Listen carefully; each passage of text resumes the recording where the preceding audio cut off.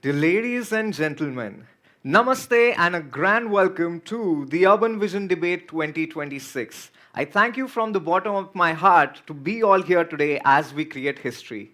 My name is Ayush and I will be your host for the day, and it is a pleasure to be with you all here today.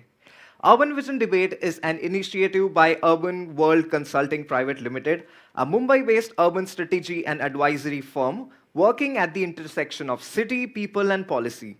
The vision supports government institutions and organizations in addressing complex urban challenges through innovative, sustainable, and human-centric approaches. The work spans urban planning, design, infrastructure, mobility, and governance. At the core of their practice is collaborating, co creating solutions that are socially inclusive, economically resilient, and environmentally responsible. To take this forward, I would now like to invite Mr. Amartya Raj, founder and director of RevolveCo and an executive board member of Urban Vision Debate 2026, to share more about the vision behind this initiative. May I have a round of applause, please?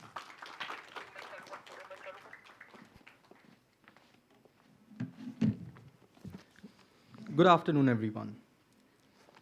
India's urban transition necessitates an integrated, multi-scalar planning framework that reconciles rapid metropolitan expansion with infrastructure capacity, spatial equity, and sustainable economic externalities. That's probably how I'd open if I ever got to fulfill my dream of speaking at the UN, or maybe a very serious closed-door policy discussion in New Delhi. But that's not what Urban Vision Debate 2026 is about. This exists because conversations about cities don't just belong to urban planners, technical experts, or consultants. They belong to the people that actually live in them, especially the young people that will inherit them. What we aim to do here today is not just simplify urban issues, but to democratize them. India is at a very unique moment in history. We are urbanizing at a scale and speed that few countries ever have. Millions are moving into cities. Cities are growing upwards and outwards. And the decisions that we make today will shape India's urban future for the next generations to come. That makes today not just important, but consequential. And that's where the collective power of youth comes in. I believe that young people bring something very essential to these conversations: imagination without inertia. Must our cities function the way that they always have? Shouldn't we question things like inequality and congestion, not just as academic policy challenges, but as lived realities, not just for disruption, but because it is our responsibility? Recently, we celebrated Republic Day, a reminder that once we came together to achieve something radically ambitious. Well, our constitution doesn't just blindly copy one system. In fact, we take the best ideas from around the world and apply them to an Indian context. That spirit of thoughtful borrowing with local imagination has always been one of India's greatest strengths. So why stop there? Yes, livable cities are functional, but India deserves way more than just functionality. What we need to do is to aim for thrivable cities, cities that don't just allow its people to survive, but cities that help them flourish, cities where dignity and opportunity aren't privileges, but expectations. There are many urban thinkers from across the world that help us think in this direction. There's Carlos Moreno with his 15-minute city concept, who talks about having our daily needs, such as work, healthcare, even recreation, a short walk or cycle away. That's not about time or distance. It's about reclaiming our quality of life. Similarly, Brent Toderian talks about multi-scale human cities, cities that are planned for humans, not vehicles or abstract efficiency metrics, right? This is about long-term social value rather than short-term convenience. Uh, that's what brings me back to why these debates are important. These ideas matter because they shift the fundamental question not from how big or how fast cities can grow, but to how well a city can help its people. And that's why it's very important for students like you to come and engage with these questions. When young people like us choose to engage with questions of housing, mobility, and climate, what we're doing is that we're taking ownership of our future and not just passively inheriting it from the past and passing it on to the future generation unchanged. So, to all the participants out here, congratulations, not for winning or losing, but for showing up. That in itself is civic leadership. I'd also like to take a moment to thank our panel of adjudicators. Our panel of adjudicators have worked in urban planning and city planning for years, in fact, decades. And their presence over here will not only help guide this debate forward, but it will enrich this experience for everyone present here. So I look forward to hearing all of your arguments and perspectives. And yeah, I wish you all the best for the rounds to come. And I hope that today helps us think a little differently about the city that we like to call home. Thank you so much.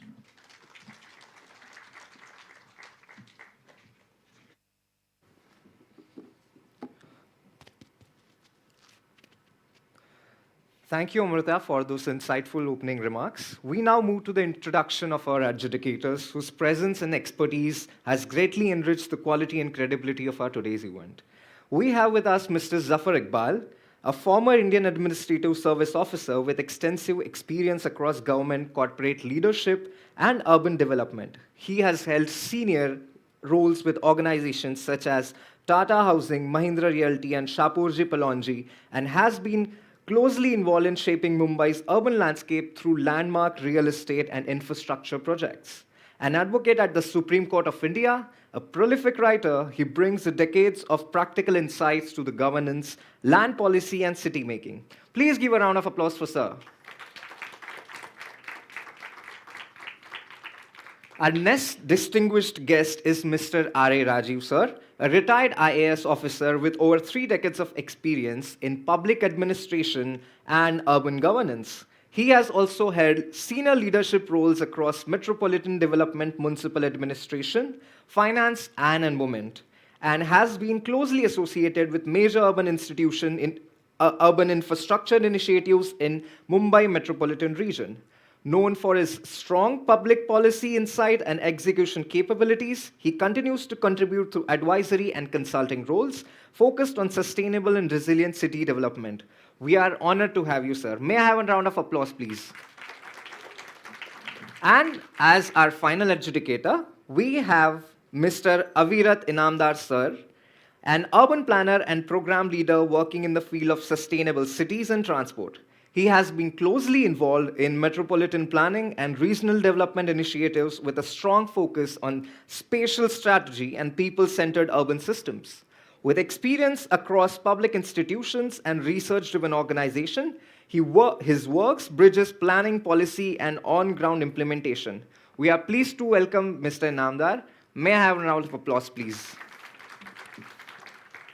To mark the formal commencement of our debate, Urban Vision Debate 2026, we now proceed with lighting of the lamp ceremony, symbolizing knowledge, clarity of thought, and collective progress. I would like to invite our adjudicators and Ms. Ruby Srivastava, ma'am, co-chairperson of Executive Board UWC, and Mr. Amar Tiraj to come over on the stage and begin with lighting the lamp.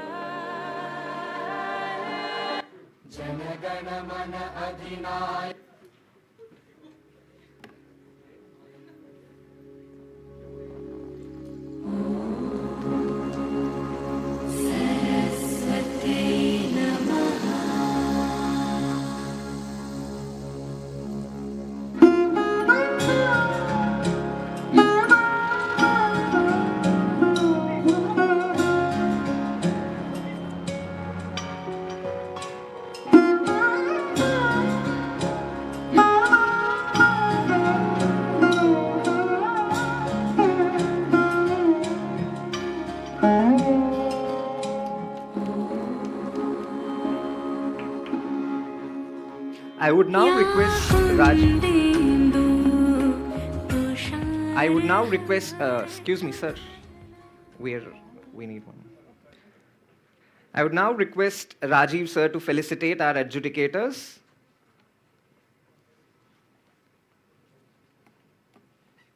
A round of applause, please.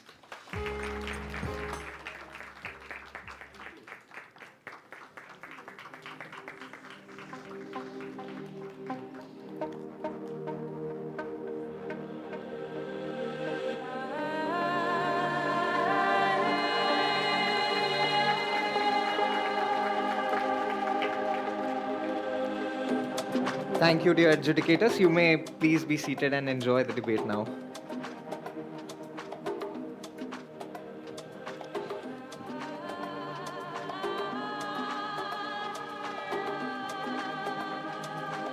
So, all right, before we proceed,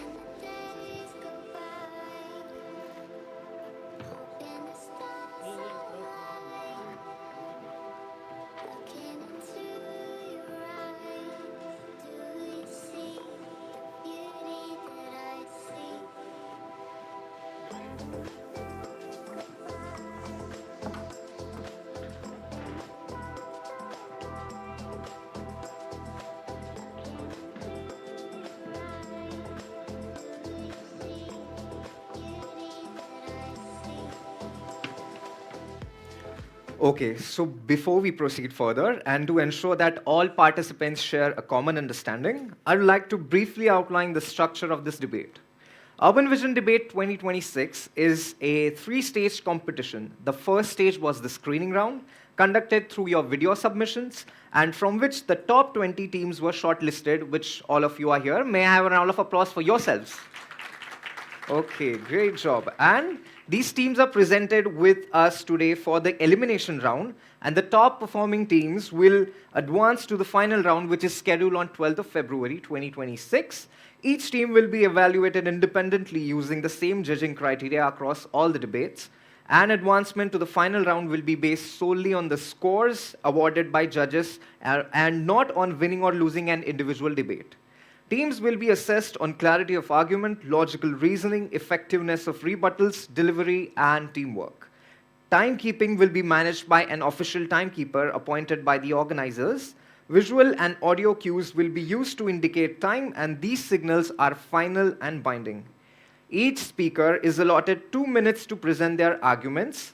At the completion of 1 minute, a green flag will be shown like that. And 1 minute and 30 seconds, a yellow flag will be shown. And at the completion of 2 minutes, a buzzer will be heard, indicating that speaker's time has ended. Speakers are requested to conclude immediately once the buzzer is heard. Please note, participants would have to move to podium to deliver their arguments, which is right here. And once they start speaking, timer will be started from the podium. Hope everything is clear. So, without further ado, let's begin the Urban Vision Debate 2026. I would now like to call upon our very first teams to the stage. Please welcome Team Metropolis, represented by Aryan and Sakhi, versus Team Civitas, represented by Deepika and Arshia. Guys, please come to the stage.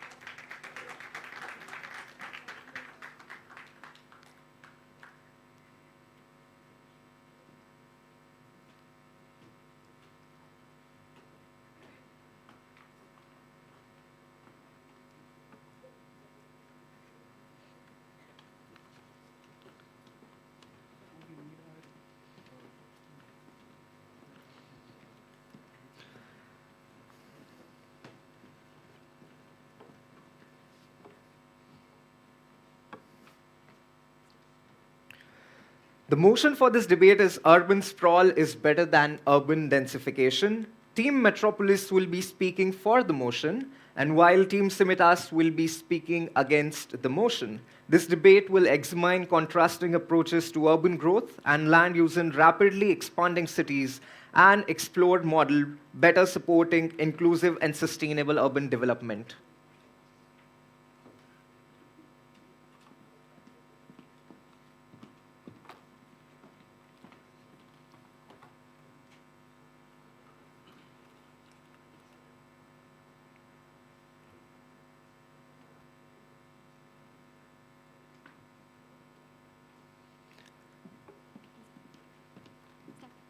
I now request the team that's for the motion to come to the podium and present their argument. When they are walking and sitting now, you continue.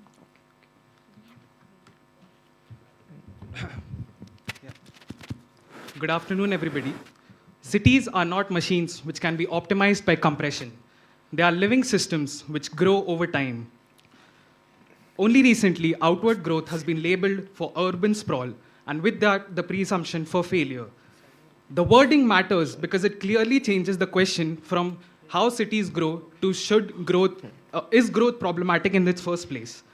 Planned urban sprawl are peri-urban expansions where population, services, and infrastructure grow along the boundary of the city with multiple nodes than a singular one. This is not uncontrollable land consumption, but it's a regulated growth where the failure remains local and recovery is a possibility. Urban densification assumes that cities functions best when population, services, and infrastructure are compressed into a given parcel of land. This only works when the systems running through the city are absolutely perfect and flawless. The UN says that 2.5 billion residents are supposed to migrate into the cities before 2050. These regions where infrastructure capacity has already been strained cannot overtake more amount of people. Dense cities work under tight systems such as continuous power supplies, vertical circulation, pressurized water system, etc. And whenever one component fails with these systems, it turns out to be a complete systematic shutdown, as we saw yesterday in Oshiwara and parts of Andheri West. Historically, densification limits, whenever there is a densification limitation, planners create new urban centers or areas outside the city, such as in the case of Navi Mumbai. The issue doesn't fall why the dense cities do not work, but should we design cities assuming that all the infrastructure within it is absolutely flawless? The urban densification makes that assumptions, meanwhile urban sprawl does not. Cities should be designed how cities actually behave. Thank you.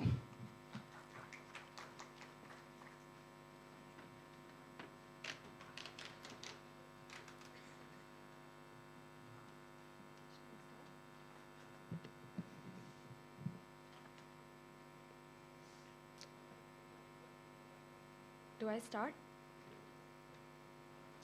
Urban sprawl is like coding tomorrow on yesterday's grid. Sprawl spreads cities outward into low-density suburbs, separating houses, jobs, and services.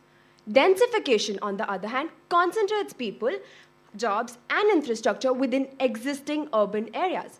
Therefore, we firmly stand against the motion, urban sprawl is not better, it is worse. We prove this through 3 points: economic, social, and environmental. First, economically, sprawl systemically produces inequality and spatial segregation. This pushes low-income groups to the periphery and erodes productivity, weakens family life, and fractures social cohesion. Besides, it also leads to longer commute times and higher transport costs. Densification, on the other hand, integrates everything, brings people closer, is economically efficient, facilitates mass transit, and has high fiscal efficiency. Moving on, the PMAY, the government of Maharashtra under the PMAY has suggested 25% reservation of houses in high-income areas for low-income groups. Besides, socially, active public spaces and dense public spaces are safer, as also stated by Jane Jacobs' eyes on the street theory, which states that they are safer because people are present, participating, and watching. And density does not mean vulnerability or chaos. Density gives control. This was proved by Singapore by how it managed the 2019 COVID-19 pandemic with remarkable efficiency through coordinated planning and data-driven governance. Third, environmentally, sprawl increases emissions, fossil fuel use, and air pollution, all while also consuming farmland and ecosystems. Densification leads to more walkability, compact infrastructure. Paris, Copenhagen, Tokyo, Singapore cities have proved that densification can continue to coexist with livability and sustainability. And finally, densification was introduced to curb the failures of sprawl. It is not an experiment. The very existence proves that it is better. For people, the planet, and the future, compact cities are the deal. And sprawl comes at a cost we cannot afford.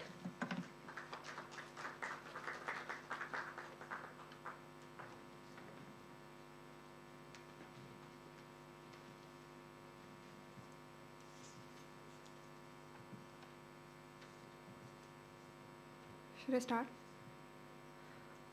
My opposition just stated that densification is when we densify a city which is already dense. How much will you densify a city which has already reached its capacity? You cannot go further and further above. You need to spread out because if you can build housing on top of each other, but you can't build schools, you can't build hospitals because it does not matter, the floor area does not matter in services. The catchment area matters, the road width matters, and you cannot expand beyond a certain limit.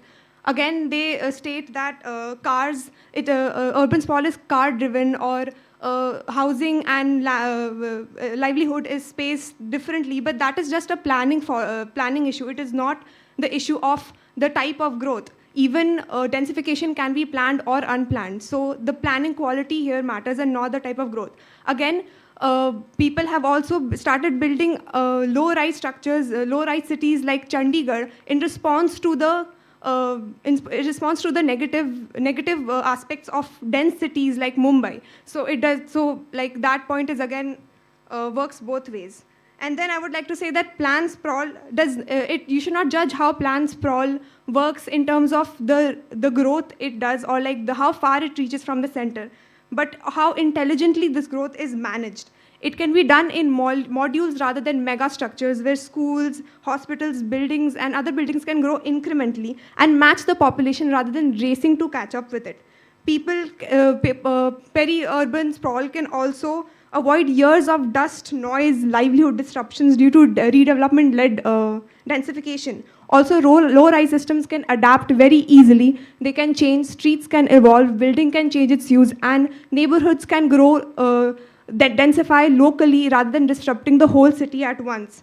In the end, I would like to say that the answer is not in endless expansion, but in managed decentralization. Thank you.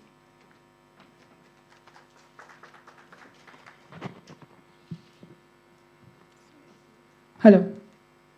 On the count of 3, 2, 1, go. In the world of urban planning, firstly, you cannot build a 21st century economy on a 19th century horizontal roadmap. As planners and consultants, we design cities sustainably, cities for the long run. So they remain economically and environmentally sustainable across the years, and that's exactly why we support densification over sprawl. Before starting, let me clarify that urban densification is not a random or experimental concept. It's already recognized by reputed organizations like the OECD and the UN Habitat for Sustainable Land Use. Now coming to our points, first is that densification supports quality of life, because when housing, workplaces, healthcare, transit all exist in the same place, cities become more walkable and accessible, which directly reduces the time tax. People are traveling for hours to access these services. Shorter commutes means you can spend more time on your family, on your work, and your personal well-being. Coming to affordability, look at it from an economics perspective, right? When demand exceeds supply, prices rise. Densification does exactly that. It produces more houses on a single unit land. Now what that does is densification will increase the supply and ultimately lead to a reduction in prices. FSI will come with a 25% reservation for low income housing. Next is filtration, where it basically means that when we produce more houses, the richer will shift to what they can afford, and this will be a continuous cycle. From an economics and productivity perspective, density diversifies growth. When high-density cities benefit from agglomeration effect, proximity between businesses and talent increases innovation, efficiency, and ultimately the GDP of our country. Environmentally, it's the most responsible choice, because compact cities, they are built on shared infrastructure and shared thermal mass. Now what that does is it reduces our greenhouse gas emissions and also reduces the electricity required for heating and cooling. Hence, we're covering all aspects: people, economics, productivity, environment. Thank you so much.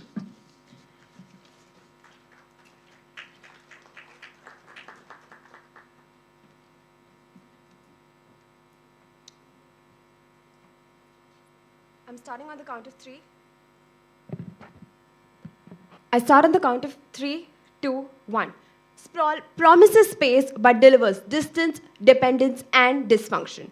Densification, on the other hand, delivers results. Sprawl treats the symptom, whereas densification treats the disease. And while planning quality matters, the concept of sprawl is flawed. My opponent mentioned that neighborhoods can densify locally. So does that mean they support densification? Besides, we are going to give you examples. Aurangabad and Solapur adopted densification-led development to curb sprawl and improve transit. Secondly, Tamil Nadu has done the same. It is a fantastic example of a state that didn't just talk policy but implemented it. Through higher FSI and transit-oriented development, it allowed cities like Chennai and Coimbatore to grow upward, not outward. The result? It made infrastructure cheaper, housing efficient, and land use smarter. The result? More homes near jobs, reduced commute times, and the consequential costs. Secondly, this aligns with TOD, dense mixed-use neighborhoods, which have green spaces and do not harm the environment. High density refers to walkability in spaces, public transport use, whereas sprawl locks people into cars and causes the problems of congestion. Besides, freight efficiency is also a very important point covered by densification that sprawl cannot cover. Sprawl continuously eats into green spaces. It comes at the cost of the environment in an era where global warming and the melting of glaciers is such a huge problem. Freight time, besides, means more destinations are covered in less time, cutting transport emissions, and this matters in India, where carbon emissions due to freight contribute significantly to the pollution. Besides, Japan, Netherlands, EU, Singapore, North America, and many other cities have proved that densification can coexist with sustainability and economic growth and development. And if we compare the Tokyo, Osaka, and Kyoto corridor, which is one of the most productive, dense regions in the world, with a relatively uncontrolled sprawl in Mumbai, we realize that densification is not the problem. Densification concentrates solutions while sprawl spreads problems. Thank you.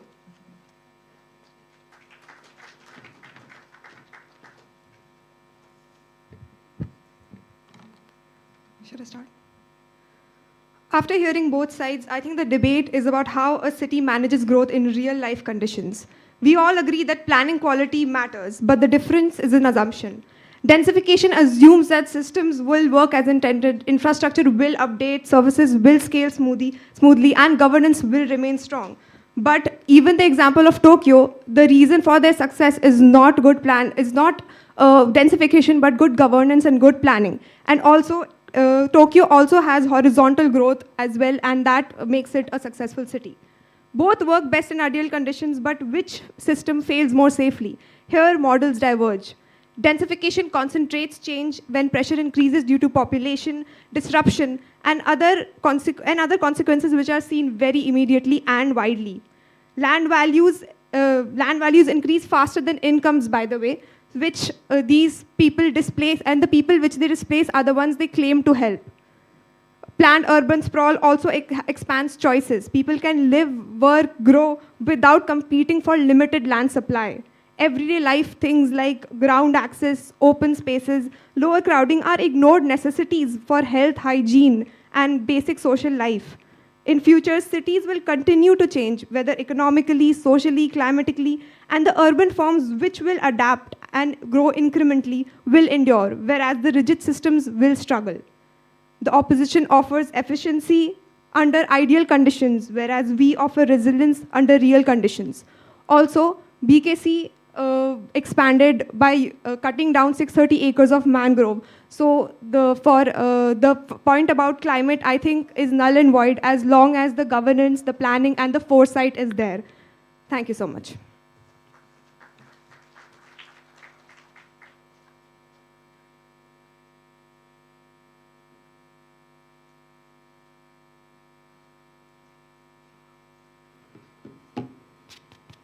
All right, that was a powerful exchange of ideas from the both sides, and you guys may take your seats now. A round of applause, please. For the next debate, I would now like to call on stage Team Framework, represented by Purva and Tanvi, versus Team Delta, represented by Mrudula and Sanika. The motion for this debate is Metro is better than BRTS for Indian cities. Team Framework will be speaking against the motion, while Team Delta will be speaking against the motion.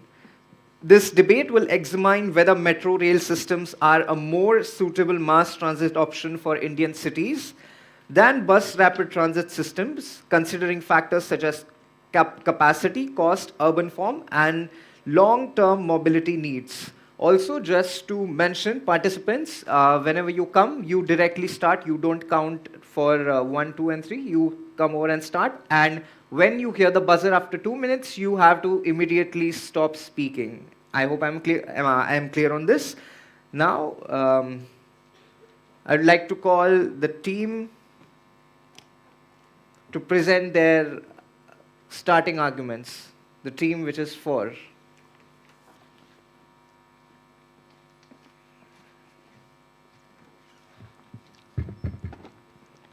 Who doesn't like punctuality, comfort, and speed? Good afternoon, judges. Today, we Team Framework stand here to support a public transport that is high speed, carries a capacity of 1 lakh people across and all over electrical.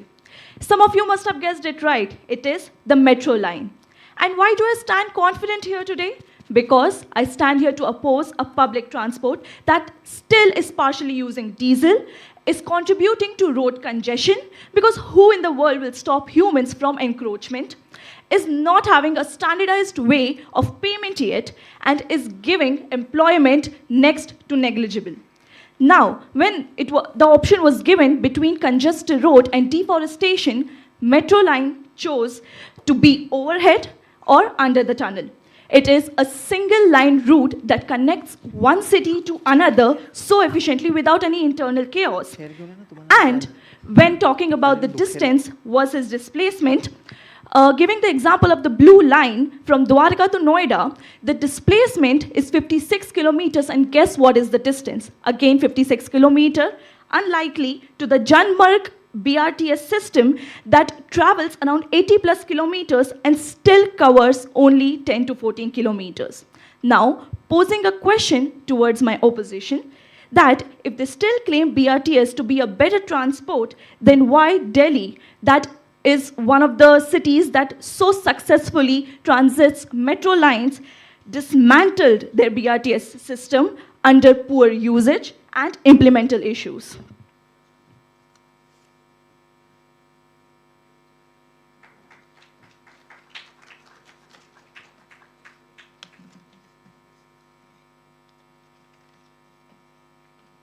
Respected judges, my worthy opponents, and everyone present. While metro may look modern and impressive, we firmly believe that metro is not better than BRTS for Indian cities. Indian cities need solutions that are affordable, flexible, and inclusive, and quick to implement. Is that where exactly BRTS comes in better? In terms of cost, metro costs 250 to 500 crores per kilometer, whereas BRTS costs only 10 to 20 crores per kilometer. With cost of one metro line, we can build multiple BRTS corridors. In terms of implementation, metro takes 10 to 15 years to come in operation, whereas BRTS takes only 1 to 2 years in come in operation. Traffic problems are today's problems, not 2040's problems.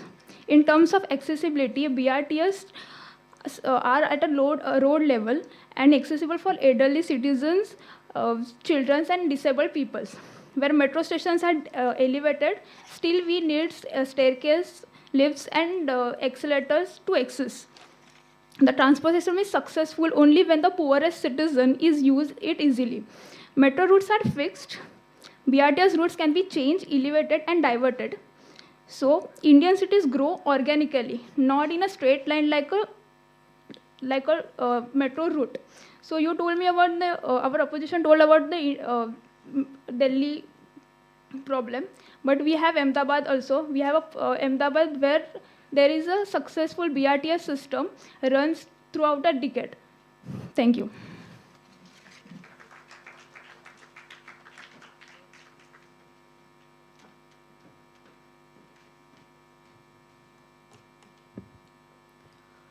BRTS buses are constantly stuck in traffic. They face congestion because the road space is also shared. Coming to the point of affordability and flexibility. Starting with metros, we have subsidized metro cards and passes which are given to students, vendors, senior citizens, and entire middle class. They can definitely afford metros. Coming on the other side, BRTS buses are extremely unhygienic and unsafe, and that is why the middle class does not go towards BRTS because it's completely spoiled with tobacco spittings, constant unhygienicness is present, which moves the middle class towards metros more than BRTS. Coming to the point of the elderly people. For the elderly people in metros, we have escalators, we have the staircases as well. In contradiction to that, on the buses, how are you supposed to carry a person on wheelchair inside a bus? How are you supposed to carry a person on crutches or using a walker on a bus? All this is provided by the metros. Metros not only help the middle class people, which is constantly considered that the metros are only for elite. No, that's not the case. Even though BRTS buses are cheaper, but they are not flexible. And with the cost that comes, is that what the public deserves? Doesn't the public of India deserve a very clean metro station with highly a little 20 to 40 rupees more? They can definitely pay that. Coming to the last point of changed routes. The metro stations have proper stations and people can plan their journey accordingly. When they know that a particular station, they can use another transport from there. On the other hand, how is a common person or a stranger, how is that person supposed to know the bus numbers, the local bus numbers, the local routes, the local bus stops? That is a very huge inconvenience for the public as well. Thank you so much.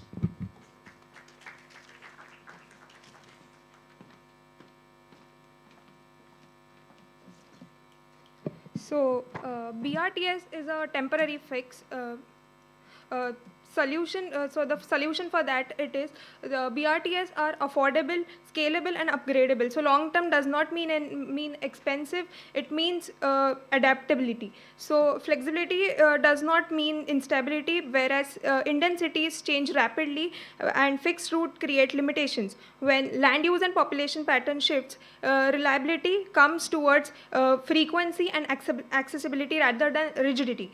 So speed does not mean poor arrangement, but BRTS corridors are carefully designed and integrated with road networking. Waiting 10 to 15 years for relief while congestion grows is a poor planning, which we think, and Indian cities need solutions. So a transport system is only successful when the poorest citizen can use it easily. Indian cities have narrow roads, dense mixed land use, and metro routes are fixed. BRTS can be changed and extended or directed. Indian cities grow organically and not in straight lines, but like the metro routes. So we oppose that. And metro fails at the last minute. People still need other solutions. They rely on the public transport for their needs. Metro also while metro connects people to stations, BRTS move them to various destinations. That's all.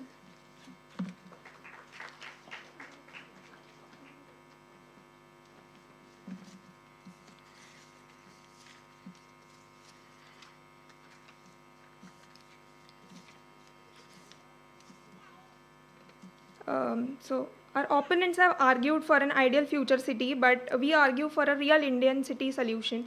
Metro is an impressive infrastructure, but BRTS is a practical mobility. In a country like India, speed, affordability is what matters a lot. But and here BRTS is a better choice for Indian cities.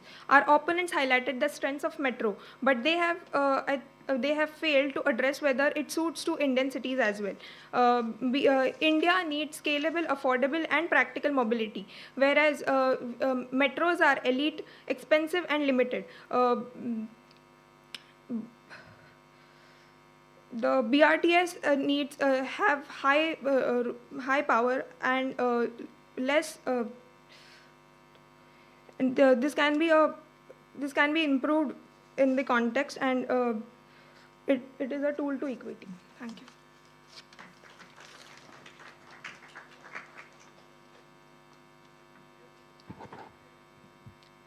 So, firstly, to answer a few of the questions that my opponent said, they themselves mentioned that BRTS is a temporary solution, whereas metro lines give us a permanent answer. Then, secondly, you blame BRTS to be a poor planning system. Thirdly, you yourself mentioned narrow roads. If the roads are already narrow, where are you fitting the independent lanes of BRTS? Fourth, you said that you need speed. Speed is answerable by the metro lanes. When we talk about BRTS, BRTS is faced with encroachment as well as delayed traffic signals. Then, okay, so let's talk about Viksit Bharat 2047. Viksit Bharat 2047 talks about two things. Firstly, the transit-oriental development. Transit-oriental development states that all the three things, whether it be rental, commercial, and residential, all three should be in the same vicinity so that one public transport supports another and eliminates private transport. That is foremost achievable by a metro line that connects one city to the other directly. And then, secondly, multimodal integration. Multimodal integration themselves say that one public transport should support another public transport. I hereby conclude by saying that I do not say that BRTS is a complete failure. I say that metro lines along with BRTS is a successful integration towards Viksit Bharat, but alone BRTS is a failure. Thank you.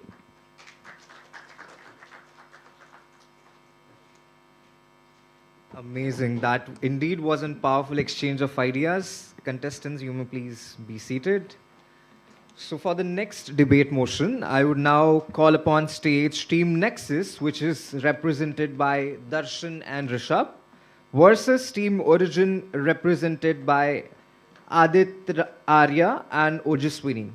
The motion for the debate is economic progress is not meaningful without social and environmental justice.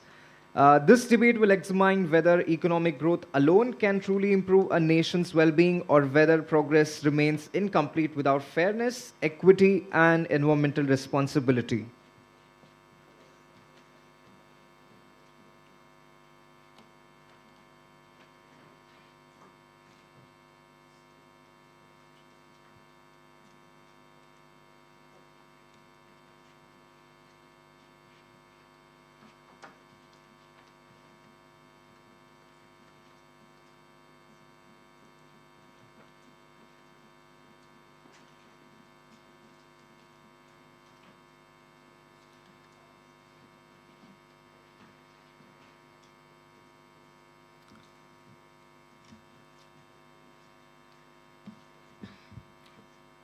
Greetings, jury.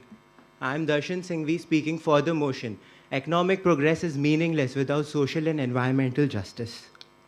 Imagine you are living in the capital of the country with the fourth highest GDP, but you still decide to leave the city just because of pathetic AQI. Yes, let's talk some definitions before we start. Economic progress on our side of the house means not just a growth in high GDP, but an increase in the per capita income.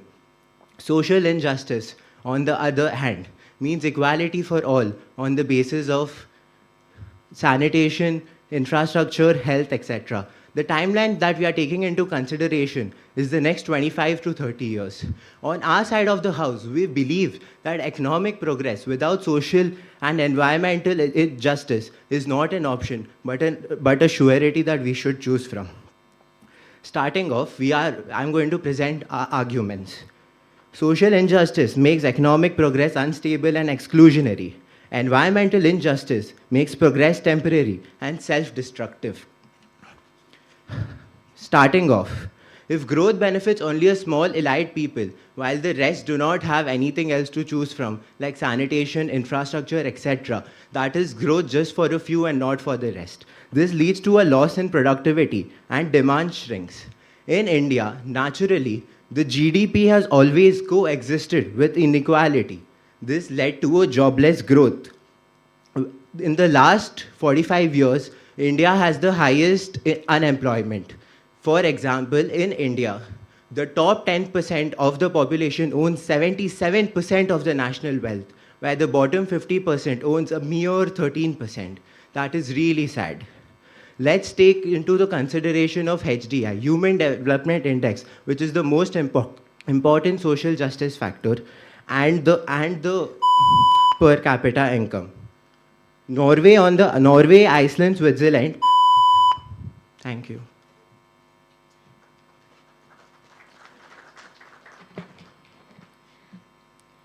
Good afternoon, I'm Ujaswini. I stand here today strongly against the motion economic progress is meaningless without social and environmental justice. Let me be very clear justice is important, no one denies that. But the fact that economic growth is meaningless without economic growth, there is no resource to fund welfare schemes, no money for education, healthcare, and infrastructure, or social reforms. A poor economy cannot redirect what it does not have. Growth creates jobs, raises incomes, and improves living standards, even if imperfectly at first. History proves that growth comes before justice, not the other way around. Countries like India, China, South Korea focuses initially on rapid growth, but later they had expecting full justice before growth is like demanding roof before laying the foundation. Calling economic growth meaningless ignores the real, tangible improvements in people's life. When road is built, electricity reaches villages. Industries expand and employment rises. Living standards improve. On the contrary of the topic, justice drives us forward. Growth may be imperfect at first, but gradual growth is required. I strongly oppose the motion. Thank you.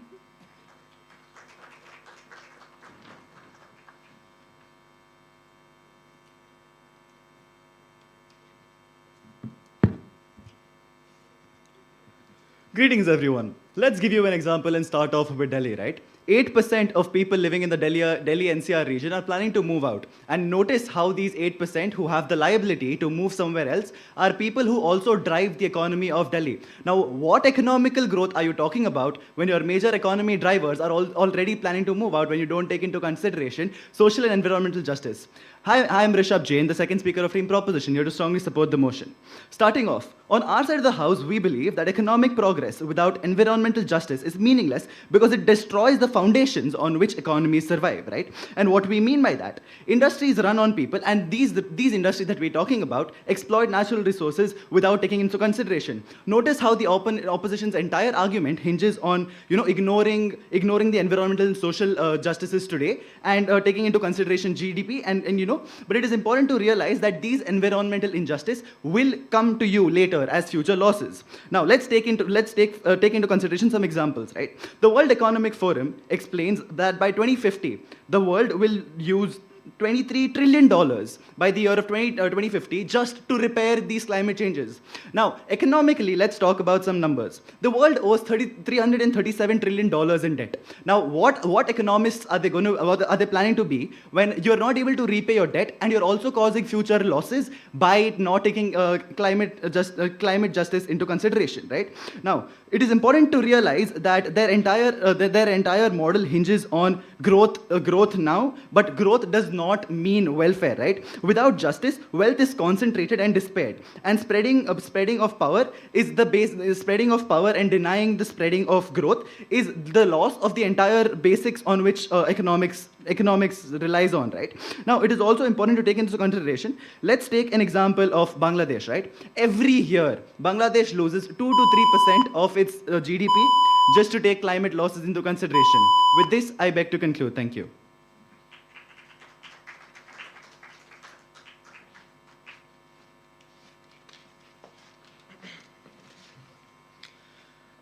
Good afternoon to one and all present here. I'm Adatharya, and today I'll be speaking against the motion, which is economic progress is meaningless without social and environmental justice. In my opinion, economic progress is the foundation of all other forms of development. When industries are created, jobs are created as well. When jobs are created, incomes rise and poverty declines subsequently. Historically, millions of people across Asia have escaped extreme cases of poverty primarily because of economic expansion. Economic prosperity, economic growth, it provides us with the material basis to address issues like social and environmental injustices. A growing economy can generate resources which can be invested in social programs like social safety nets, education, and healthcare. These investments, mind you, are extremely pivotal for reducing poverty, improving health outcomes, and expanding opportunities, especially for marginalized groups.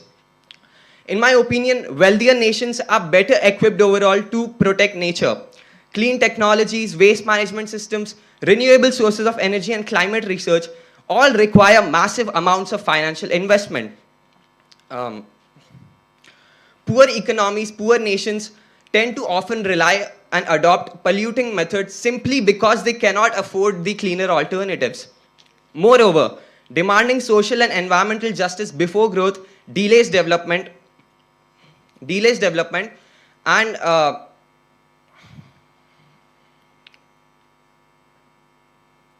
strict regulations too early on can discourage investment, increase competitiveness, and trap the country in a state of extreme poverty. Justice should be seen as a goal supported by growth, not a precondition that must exist for growth to happen. Thank you.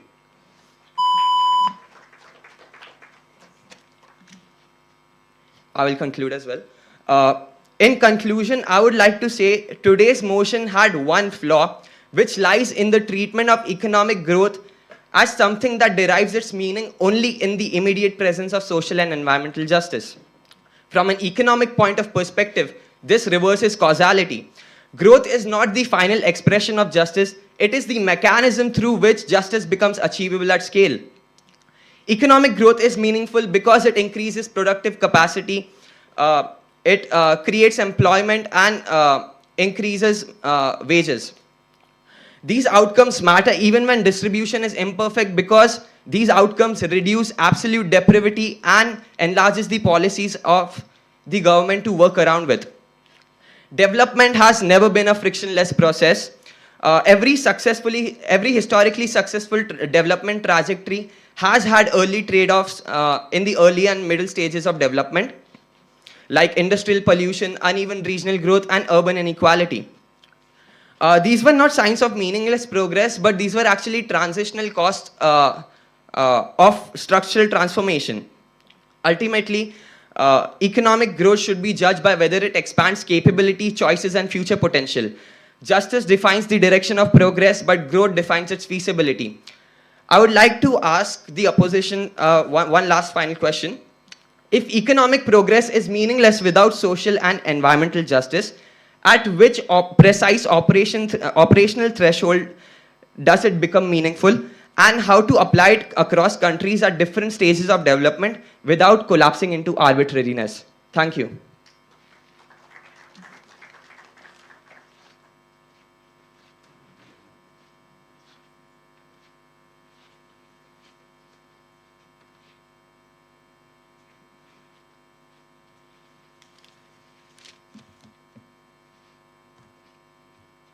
Greetings, everyone. In today's debate, the both houses have clashed majorly on 2 points, right? Number one, what does growth today, save later hold true? Now, on our side of the house, we believe that growth today and save later does not hold true simply because, number one, India has been rising its GDP consistently, but even then, unemployment is at its peak. The opposition so firmly believes that, these industries are going to give them employment, are going to, give rise to a lot of people opportunities, but that's simply not the case because disparity and saving now does not mean that people are going to get choices, right? People are going to get equality. Now, on our side of the house, we have simply taken GDP, we have simply not taken GDP as a pointer of economic growth, simply because we believe income per capita should be taken into consideration, simply because on the way the opposition tells us that, creating these, yes, it may increase the GDP, but I am for sure it will not increase the income per capita simply because it's just making sure the disparity expands and the line between the poor and the rich expands, right? And notice how on the environmental part of it, environmental justice, you need to realize that environmental justice, you cannot keep ignoring environmental justice, because environmental justice will go to a point of no return and you will have to pay the losses for it.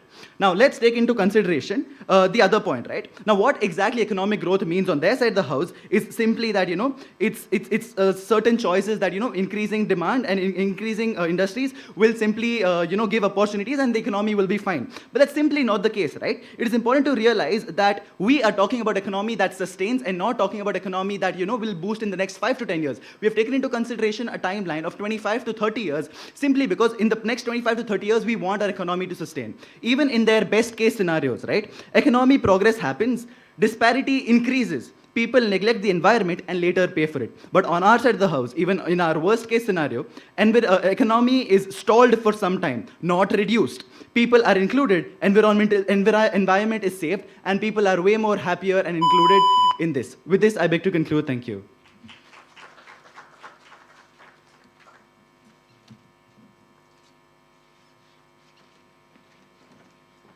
That was indeed a very fiery discussion over here.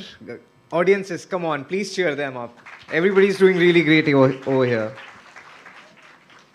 Now, I would like to invite Team Strata, represented by Durgesh and Tejasi, versus Team Catalyst, represented by Shireen and Aparajita. The motion for this debate is Indian cities are built for cars, not citizens. Team Strata will be speaking for the motion, while Team Catalyst will be speaking against the motion. This debate raises an important question about the direction of urban development in India, examining whether car-oriented growth reflects a challenge that needs a correction or a practical response to contemporary mobility needs. I request the team 4 to come over and start with the debate.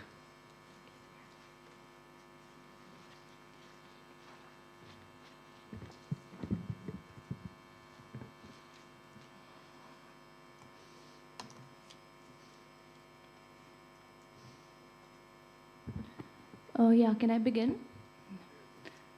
A very good afternoon to everyone present here. So the motion before us is Indian cities are built for cars and not for citizens.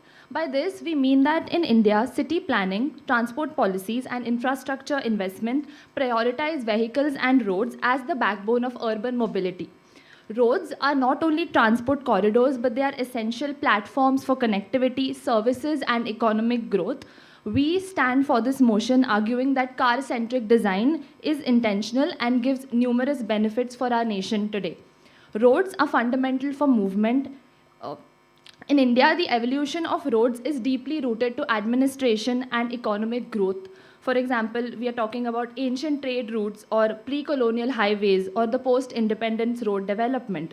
Roads are a very important part of our day-to-day life. They link homes to workspaces, farmers to markets, industries to ports, and citizens to opportunities.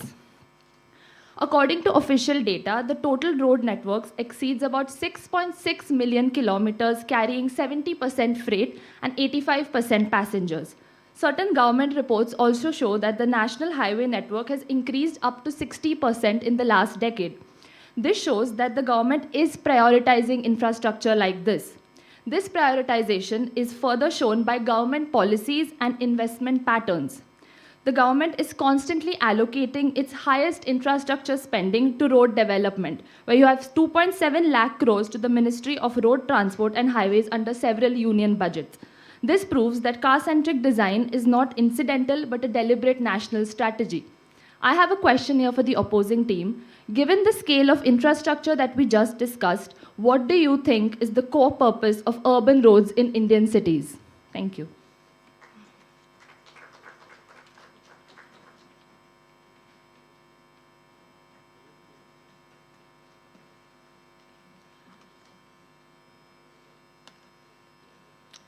Good afternoon, everyone. Let me begin by restating what the motion is today. Indian cities are built for cars, not citizens. Let me ask you all a simple question. How many of you here either own a car or travel by cab? Kindly raise your hands. You all do, right? And if you do own one, doesn't it come with certain expectations? Expectation for roads, parking, highways, express highways, whatnot, right? Interestingly, when you choose to own a car, I'm sure what happens is expectations, yeah. Who is creating these expectations? Is it you or me? It is all of us, right? Today, there are more than 30 million cars on roads in India. What does this indicate? There's immense traffic, there's immense congestion all over the nation. This does not mean that the city has now turned car-centric. This means that the city is evolving, that the city is changing, taking into the mind the user's perspective. What is it that the users need? They are keeping that in mind. Now, the opposition really talked about biased data, just talking about the cars.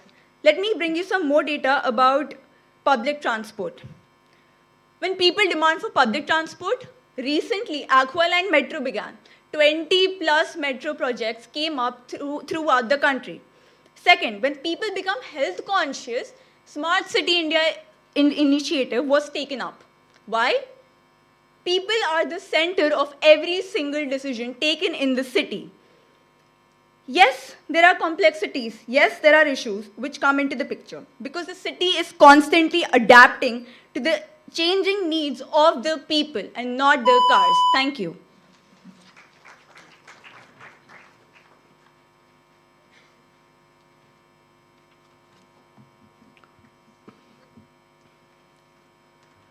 Okay, so while people-oriented planning and pedestrian safety cannot be undeniably very important, Indian roads in Indian cities in larger context cannot be just designed for the people alone. There are few practical things.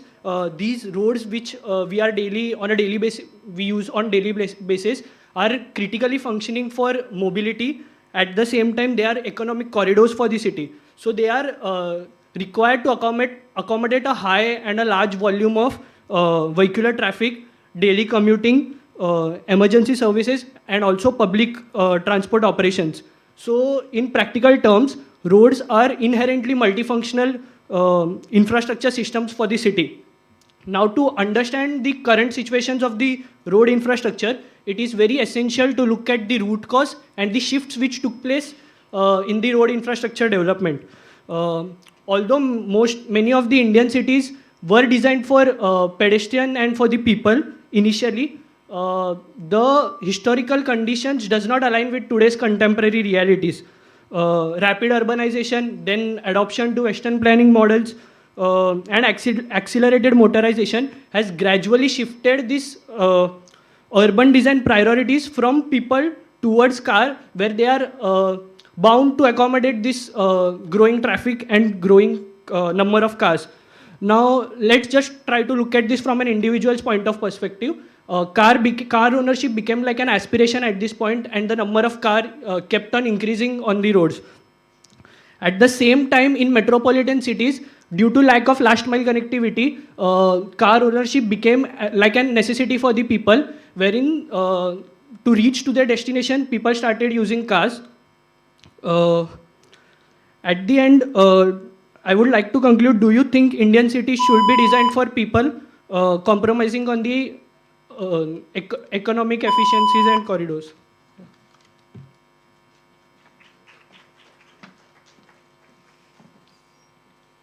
Just a minute, sorry.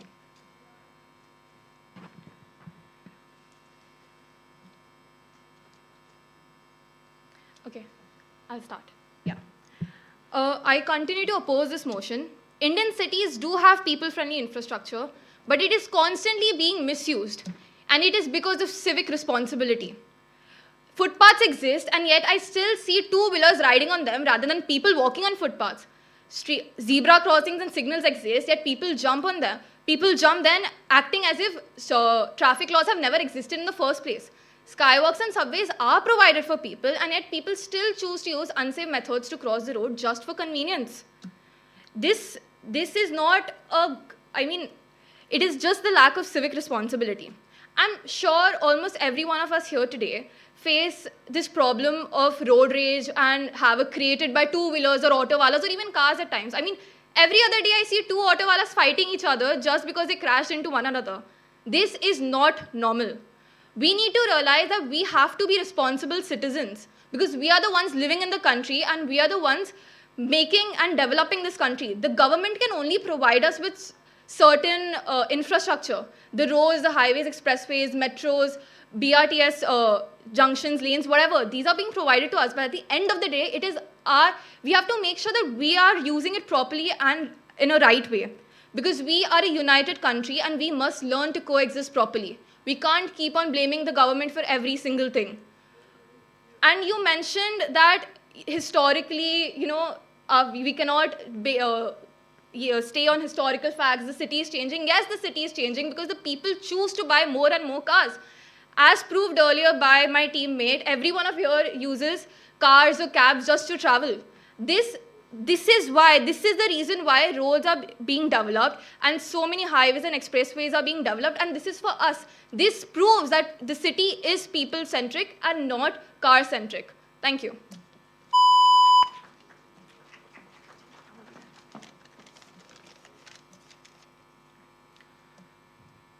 Just a minute, sorry.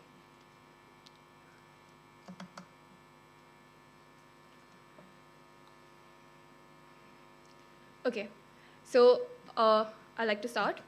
So my honorable chairs and my fellow teammates, as we are coming to the conclusion of this debate, your argument is solely based on a convenient shortcut, blaming infrastructure and the government and ignoring civic behavior and responsibility of the citizens. Traffic congestion, it does not prove intent. And it is quite ironic that we don't talk about civic sense anymore and civic responsibility, and we just keep on blaming the government for every minuscule matter. Ironically, I am assuming even in the future, in the next round, you're gonna completely ignore and blatantly ignore civic sense because you want to talk about people-centric city and so on and so forth. But just know, because it will weaken your case, but just know that even if we are provided with one of the best infrastructures in the city, it cannot progress and our country cannot develop further if we choose to act recklessly and completely disregard the rules that are present. Again, as I mentioned earlier, rules exist and footpaths exist and what not and so on and so forth are existing already for the people. But it is up to us on how we use it. It depends on us and how responsible we are, and we must act as responsible citizens. Roads are built for connectivity. You mentioned miles and miles of journey, right, for so much connectivity and everything. This is why we are building roads, aren't we? Again, majority of Indian citizens buy cars and own cars or usually travel by cabs. So doesn't it make sense to keep on building more expressways and highways just for the people? When roads are wider and footpaths are shorter, people complain that there is no space to walk and, I see two-wheelers riding on them. When the roads are narrow and the footpaths are wider, people complain there's no space to ride the car. What is it that the people actually want? What is this hypocrisy? At the end of the day, it is up to us on how we live in this society and how we present ourselves and for the betterment of our future. Thank you.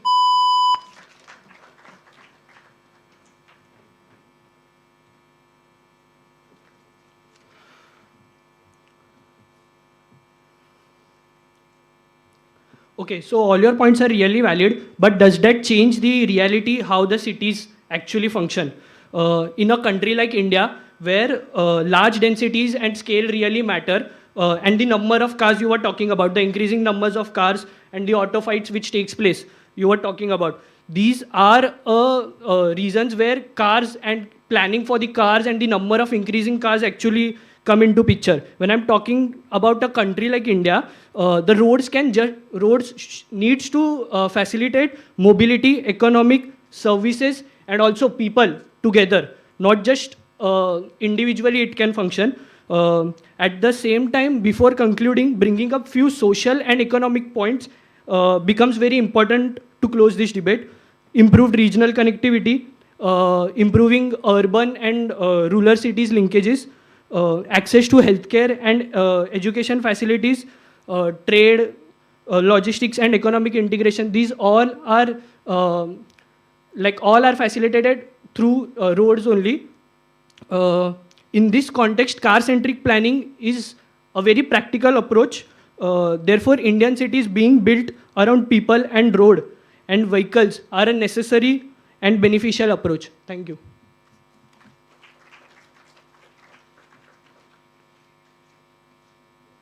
That indeed was a debate marked by strong arguments and facts. I would now request participants to please be seated, and Team 5, which is Team Blueprint, represented by Chinmay and Hussain, versus Team Paradigm, represented by Vishnu and S. Shweta, to come on the stage. The motion for the debate is affordable housing creates inclusive cities, free housing creates unstable ones. Team Blueprint will be speaking for the motion, while Team Paradigm will be speaking against the motion. This debate examines different approaches to addressing housing shortages in urban India, comparing affordable housing models with free housing interventions, and exploring the social, economic, and policy implications. I would ask the team for the motion to come over and present their argument. Affordability is not exclusion. It is a proportional participation. Participation of every stances, every person in this country. How do we think about this country? How do we picture this country? Greetings to the panel members. This is Chinmay Parate, and I'm contesting for the motion. The affording society or the stable societies, as we break down the motion, affordable, inclusive, and unstable. Unstable seems to be very contradictory, but unfortunately for us, a very affordable society may or may not be unstable. How do you contest for it? I'm here to provide you proofs for how it is not unstable. Indian economy, in generalized motion, has been devised in such a way, has been structured in such a way that affordable housing needs to be and will be the only diaspora to be performative. Sustenance and economic security. Economic security of a person in individual level, in national level. In individual level, the person's sustenance, the guarantee of that the person would want to sustain in the same house that he, she, or they have been provided freely, quote unquote, is non-guaranteed. When you talk about economic security in national ways could be fiscal fallacy. Fiscal fallacy in the terms that government providing affordable housings with no zonal structures, with so unplanned structures that people are not assured of a guaranteed home with a long sustenance, with a long maintenance. How can that be perturbed? I highly doubt that the government would want to, but that is to be contested. You do not create community by handling keys. You create it by giving out opportunities, unlocking opportunities in such a way that affording houses become reasonable, become economic, and they are favoring the person's liberty and not stripping off someone's dignity, not stripping off someone's incentive. Thank you.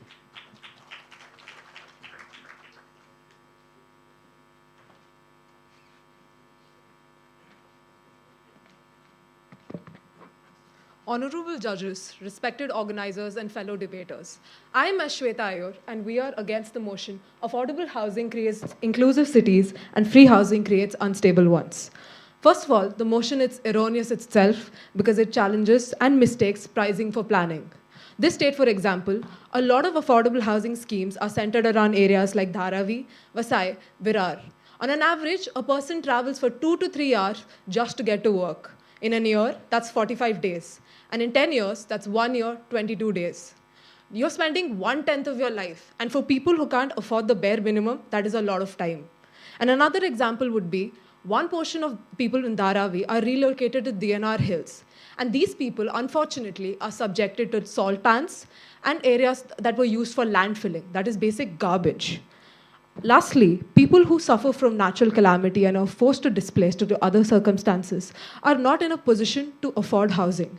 For them, they are forced to encroach lands, such as wetlands and mangrove areas, resulting in regions that are supposed to protect us from flooding, but we are having a loss of area. So to simply say that this is urban periphery that segregates, causes class divide, and does not integrate. Number two, talking about free housing causing instability. For our information, there are successful systems in Singapore, Sweden, that work on regulated public housing, that is essentially free housing systems. Instability is caused due to informality, temporary tenure, and policy neglect. In essence, it's due to policy choices and not pricing models. And most importantly, for people working, housing is a choice of dignity. It isn't reward for merit. It is input to productivity for people to do better, and where human development is through creation and not distribution. Thank you so much.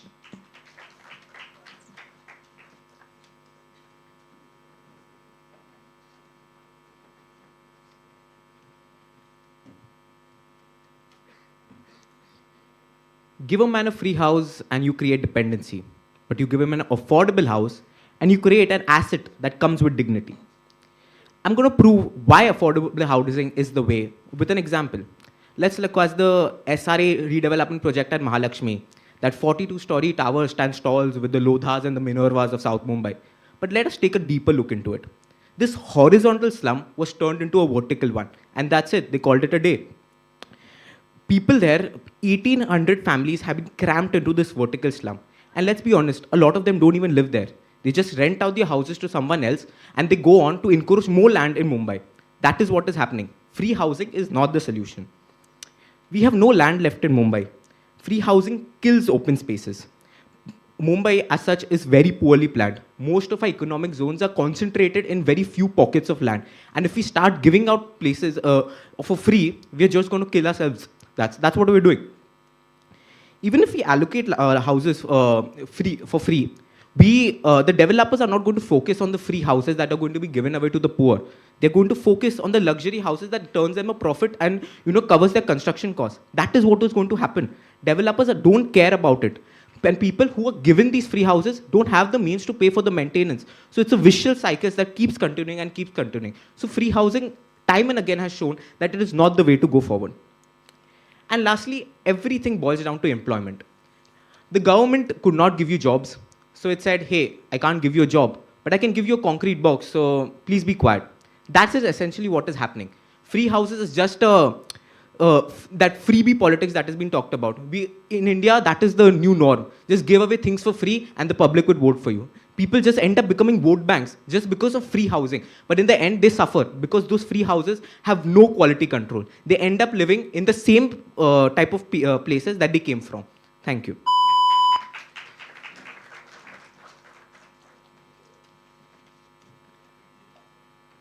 Good afternoon, judges and my fellow delegates. You mentioned that free housing creates liability. If free housing creates instability, no free housing scheme would ever exist at all.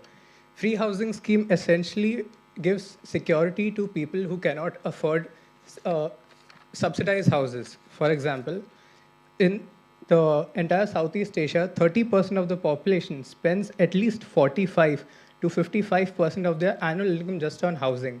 How do you guarantee future security for your education, for your social needs, and your emotional needs when you can't sustain your own housing?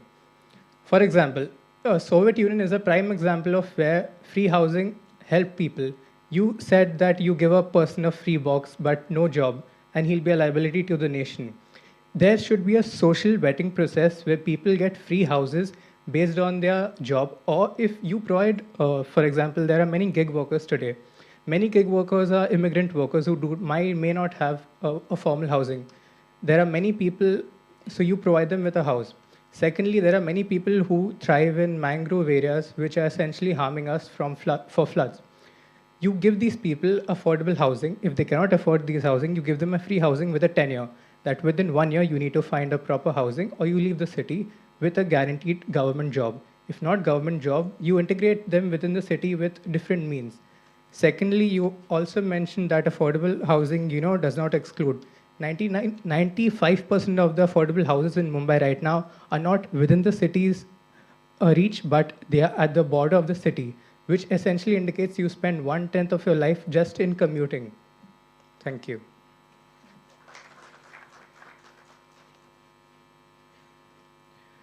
I believe the whole fallacy of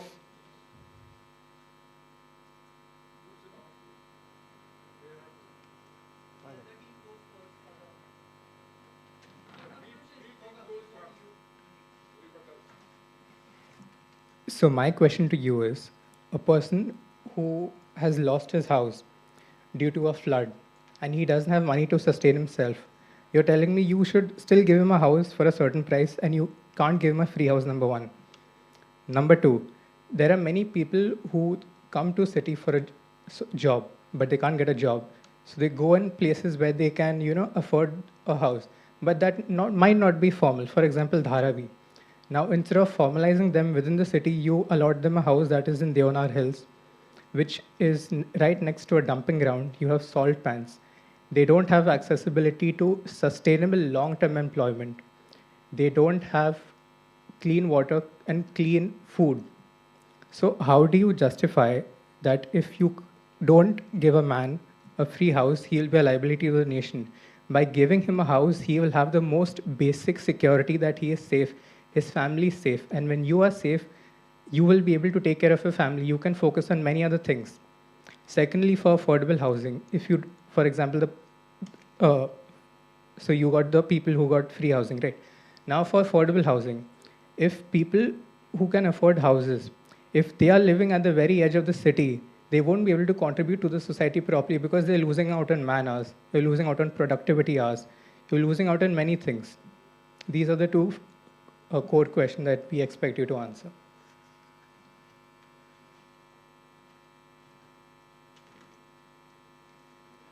In a sense, to the informal structure or informal category of India, 80% of Indians are supposed to be belonging to informal sectors. That involves vendors, marketplaces persons, drivers, and etc. Given the fact that inclusion was talked about and exclusion was also talked about, we talk about how their man force is really trembled down upon or is compromised on. It's quite opposite. Surprisingly, when you're supposed to give out affordable housings, you're contesting their minds. You're contesting that they want to strive harder to own the house. You're striving harder to get it to your strategy that you want to buy the house in that particular strata of economy, whatever you pose on to. In India, unfortunately, inclusive cities are supposed to be built eventually when people are not merely housed but integrated. One question that was supposed to be, which is left to be answered is integration. It is quite not possible to integrate people in communal societies or in standard society structures if you don't let them work for their own dignity. If their own dignity is stripped off, if their own self-esteem is stripped off, the roti, kapda, makan fallacy is completely infeasible. Affordable housing allows graduated contributions, which means low MI and goods subsidization and service providing. Proper, formal, and standard service providing. Now that can answer the question why not everyone gets the chance to do so or why everyone gets the podium to speak for affordable housing. If you work hard, we as a government are going to provide you with the services and you work with us and you walk with us, is the affordable housing point of view. The freebies or the free casting is supposed to be, you walk with us, but in assessment to our economy, you strive with us. We give you the free loot, and there's nothing for y'all in the future. Thank you.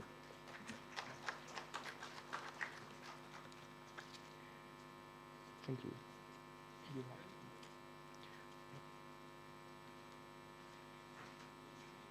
That really was an exciting and a closely contested debate. Participants, you may take your seats, and audience, please cheer them up. So our team has arranged some wonderful refreshments for you all. So kindly proceed to the pre-function area with your food coupons, and we'll be back here. We are now taking a short break of 30 minutes. Everybody please come back as soon as possible. We'll see you again. Thank you.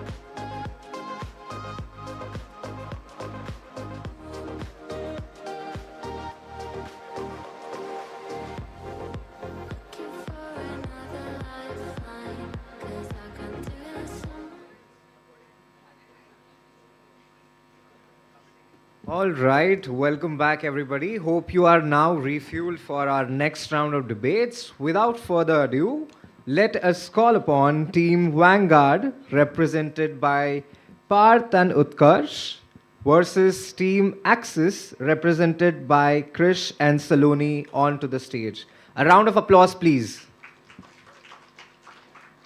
The motion for this debate is India's urban future will be defined by small towns, not megacities. Team Vanguard will be speaking for the motion, and while Team Axis will be speaking against the motion.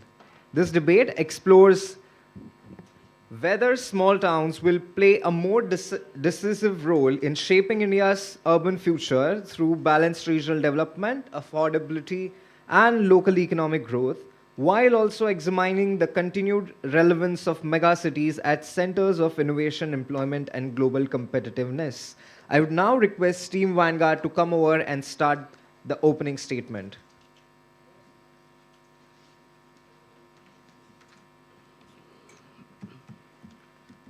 All right, so we need to first understand why for small cities or why small towns are better not only, we need to understand why it's better not only for the workforces but also for businesses. Right? We have to take both angles to prove why small cities will be the urban future of this country. First of all, we need to understand that we are now coming into a phase of development where when privatization initially came, we adopted an agglomeration economy where all our big cities had most of the production, most of the capital, most of the labor. In short, meaning that surplus labor from rural areas moved to urban areas because that's where the development was happening.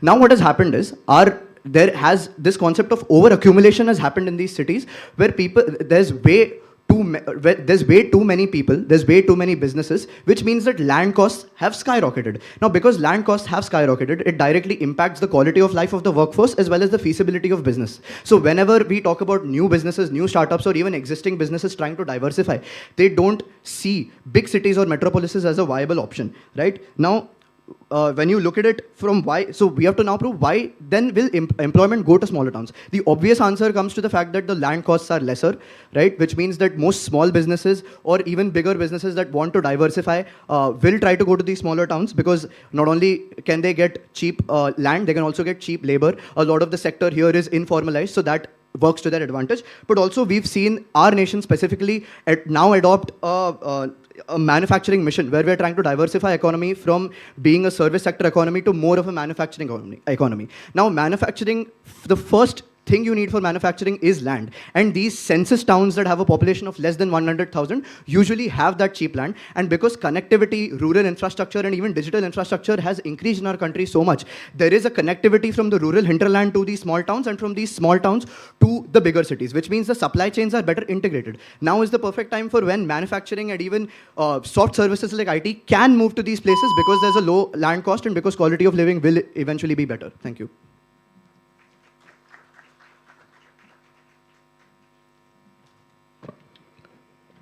Good afternoon, everyone. Today's motions wants us to believe that India's urban future will be defined by small towns and not megacities. To assess this, let us understand what is the urban future we are talking about. Urban future over here is shaped by economic power, global connectivity, investment confidence, and institutional ecosystem. In this case, metropolis plays a very crucial role. A city that concentrates talent, finance, infrastructure, governance, and global connectivity. This city not merely grows, but also organizes the economy and ecosystem around it. India has established this very firmly. Reports from the World Bank and McKinsey suggest that a very small number of metropolitan regions of India contribute a disproportionate share to the country's GDP. These cities are the economic command centers that fund national infrastructure, social schemes, and regional development. This very city of Mumbai is a textbook example itself. It is an international city that is a home to financial markets, ports, global corporations, and trade routes. What happens in Mumbai affects the national revenue of India, employment patterns, and the global perception of India in the world stage. The surrounding districts like Palghar, Thane, and Raigad are part of this metropolitan ecosystem, but the core remains in this megacity of Mumbai itself. This is what defines an urban future. Small towns give us stability and belonging, but it is the megacities that show us the future. They stretch mindsets, force collaborations, and multiply opportunities. The opportunities that has given us this stage for the debate today, which is in this city of Mumbai and not in some other small town. Where do global capital, innovation, decision-making, and decision-making concentrate first? It is in these megacities itself. Thank you.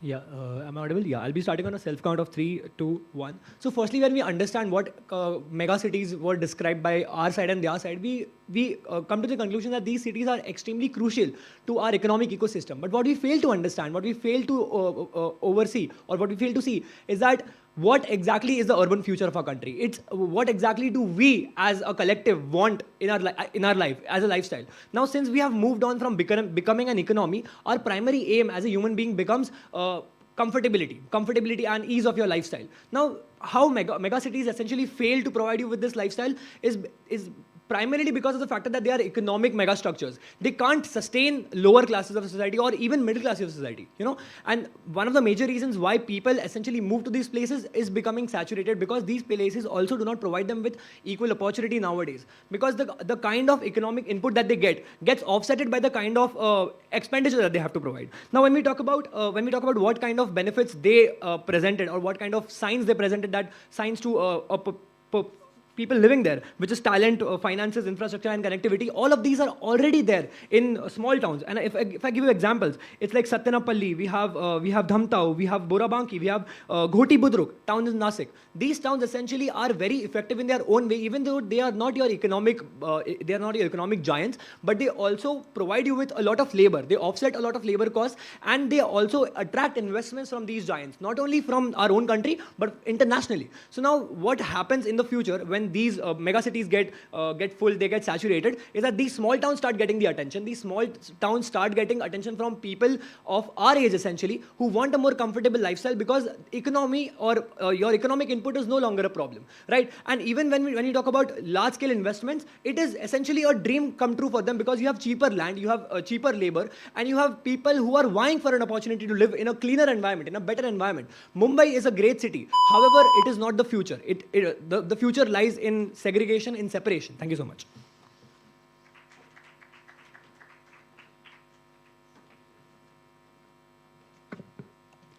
Let me remind you one crucial thing.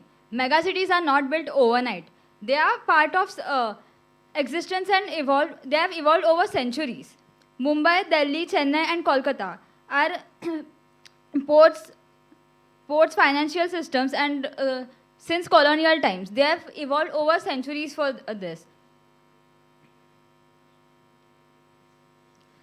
Global markets invest in do not invest in experiments, but they invest where urban systems are proven. This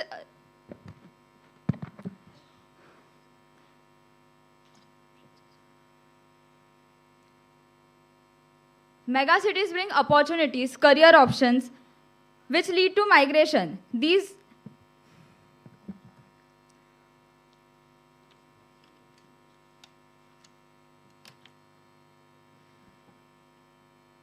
These opportunities are also accessed by small towns. People from small towns come to urban places for job opportunities because they provide a better lifestyle, better income. When my opponent here states that there are more open land in small towns, and when we are going to build IT universities over there, that is just the replication of mega cities in the small towns. It will eventually lead to what happens in mega cities: overcrowding, pollution.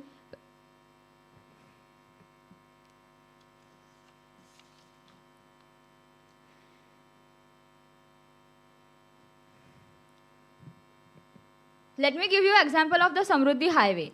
A lot of farmland was used for this project. Many farmers lost their daily income source because of this. This is what will happen when the urban future will shift to mega cities will shift to small towns rather than the mega cities.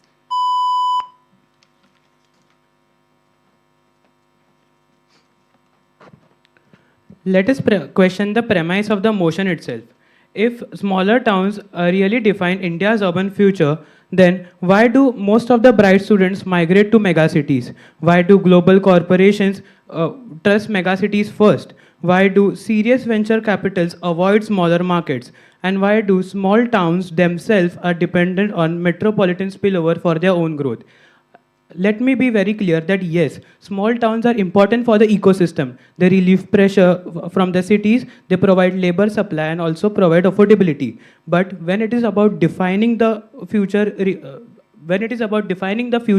it requires economic leadership, global connectivity, institutional power, and innovation ecosystem. And all of these things are already existing overwhelmingly in megacities. For an urban future requires cities that connect India to the outside world, cities like Mumbai itself. For example, the cities that fund national development and observe ambitions at scale. Small towns sustain the systems, but megacities steer it. In small towns, people are known before they are understood. In megacities, people are understood for what they do, not where they come from. That is why India's urban future will continue to be defined by its megacities and not by its small towns. And hence, we stand firmly against the motion. Thank you.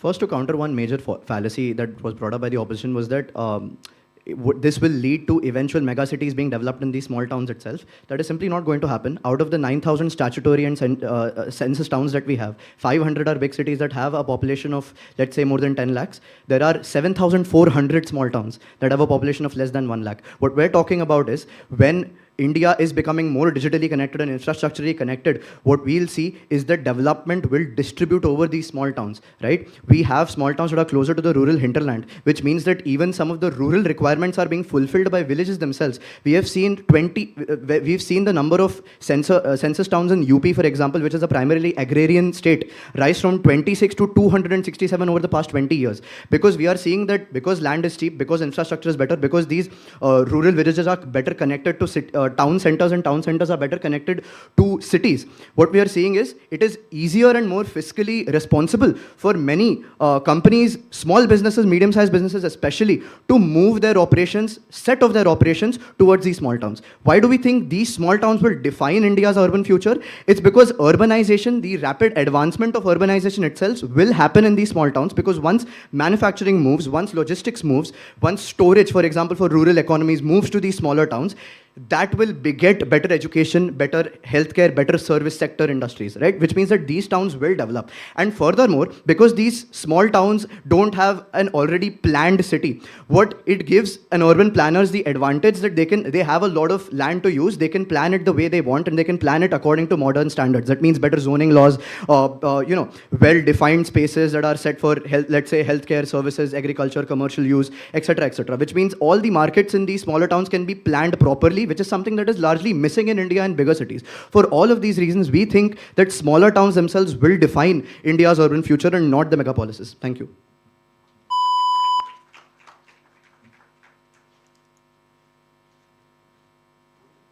Indeed, that was a very high energy session.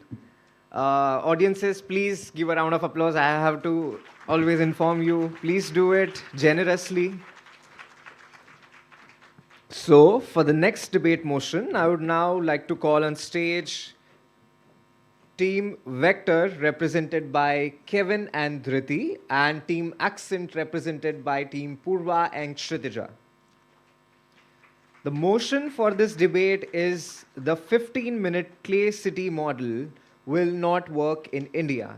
For the motion, we have Team Vector, and against the motion, we have Team Accent. This debate examines whether the 15-minute clay model can be effectively adapted to Indian cities, considering factors such as density, informality, and diverse travel patterns, while also exploring the opportunities and challenges of neighborhood-based urban planning. I would now like to call Team Vector to start with their debate. The motion asserts 15-minute cities will not work in India. And as a speaker, I'm wholeheartedly for this topic. 15-minute cities essentially mean when you have your schools, your hospitals, your workspaces, your groceries, your leisure activities in a 15-minute walkable or cyclable radius. Sounds idyllic, right? But this is far from reality. It is a concept and cannot be applied in our country. India's problems require different solutions. Indian cities endure one of the highest densities. Mumbai having 31,000 people in a square kilometer. How do we ensure that all of these people will have access to the certain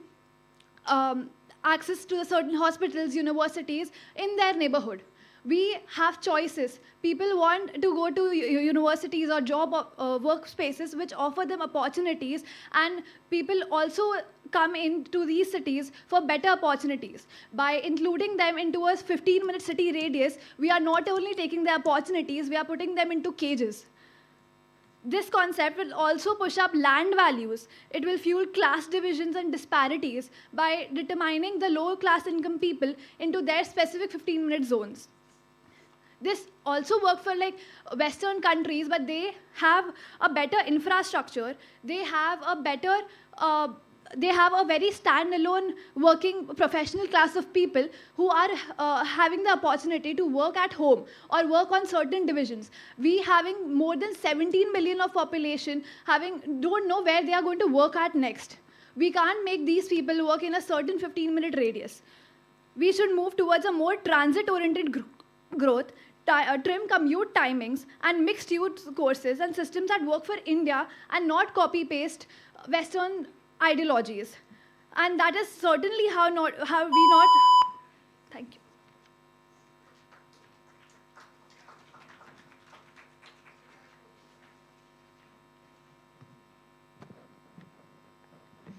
Good evening.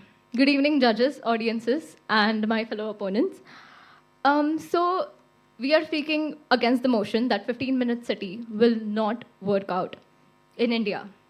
So we think it will not only work out, but it will nourish lives and our well-being as we move forward to a better city.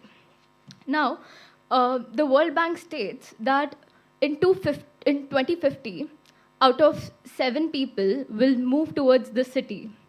And this is going to increase the density so much that we need to structure it. Also, when you talk about 15-minute city, all your essentials, imagine hospitals, imagine your homes being so close to you that you are able to access life in much better of a environment. So if we take an example over here, this has already been applied in UK. In Bristol's Cotton Hill, during COVID-19, people over there stopped applied restrictions to the motorized vehicles.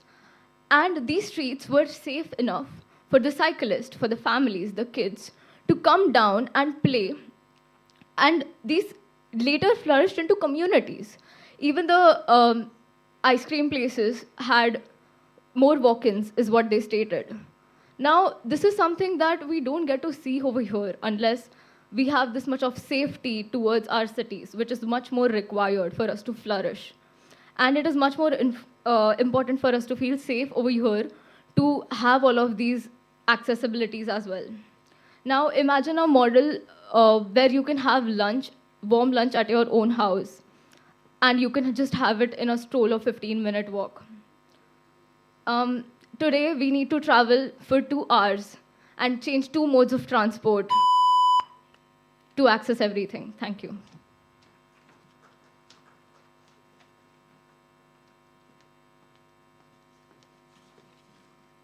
So Dhriti introduced us to the transit-oriented development. And when Purva spoke about the World Bank, talking about the city density increasing, I think transit-oriented development would work here. This is because everyone use metro in Mumbai, or let's say Delhi.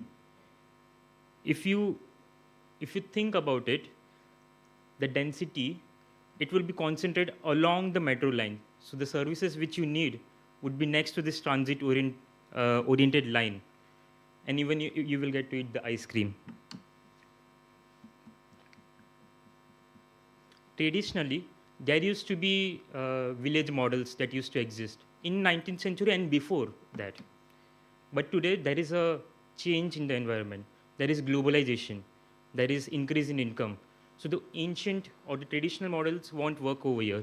And that's why transit-oriented development is something which would work. When we talk about 15-minute city, this is something which is a bit Western, maybe not completely. It works in India. But when we talk about holistic development involving economics in it, it doesn't. Take Tier 2 or Tier 3 cities, it's a 15-minute city, but this economic factors doesn't fit in. Let's take Corbizier's Chandigarh, for example. It's a 15-minute city. I can get my milk in 15 minutes, but I can't reach my office in 15 minutes. What's the point? And I suggest that we should have a bottom-up approach rather than a top-down, where people are participants in the making of the city rather than just observants. That's me. Thank you.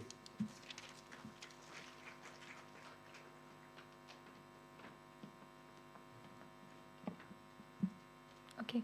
Hello, everyone. So, as my teammate Purva, she gave an overview on why 15-minute cities would work in India. And also, as our fellow opponents stated about how a transit line would help distribute populations, I would like to further add some points to this and counter what they said as well. So in the last year, there were over 3,000 platform deaths in Mumbai in the local trains. Now, when we think about this with regards to a 15-minute city model, if if a city has walkable accessibility for walking and cycling within 15 minutes of reach, there would be a lot less density in these local trains. And since people won't need to use these means of transport for long distances a lot, it would also like sort of help save all of these lives.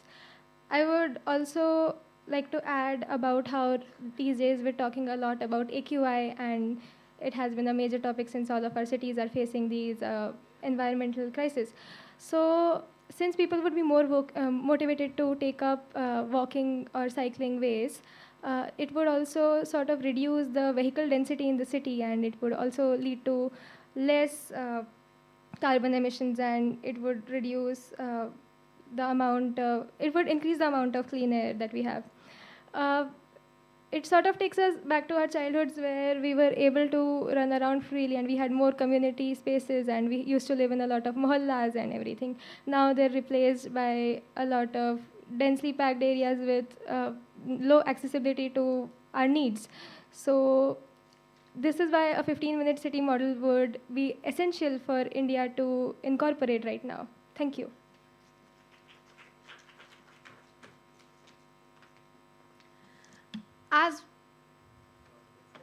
Okay.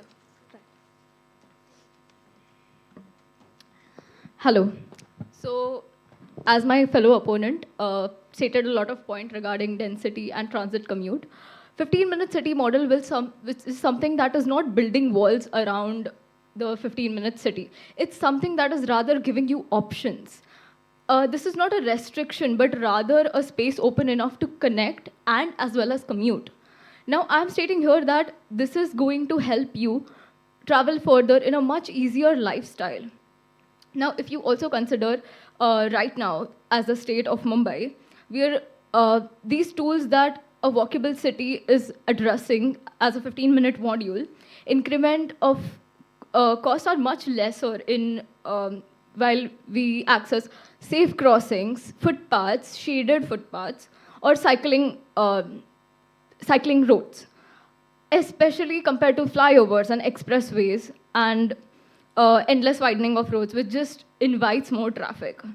Now, and also every urban or every city in this history or every places in history has been a challenging always. And it's not about what is easy. It is about will this like work or not if we actually commit to it. The opponent's case rests on the fear of change, exaggeration of obstacles, and defense in the model that is already failing millions today.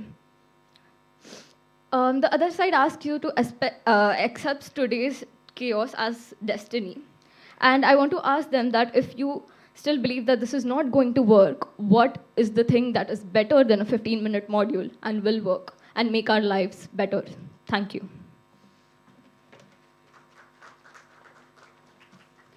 So, as my opponent spoke about nourishing life and well-being for whom? The elite, the people who can afford the life there. A utopian dream, you're talking about UK, a city in UK, the Oxford, had put up a 15-minute city rule and the people came on the roads. They were against this motion. That made a strong city such as Oxford to come down to its knees. We're talking about public transport being overcrowded here. What about the footpaths you're talking about for these 15-minute cities who are encroached every single day by the scooties?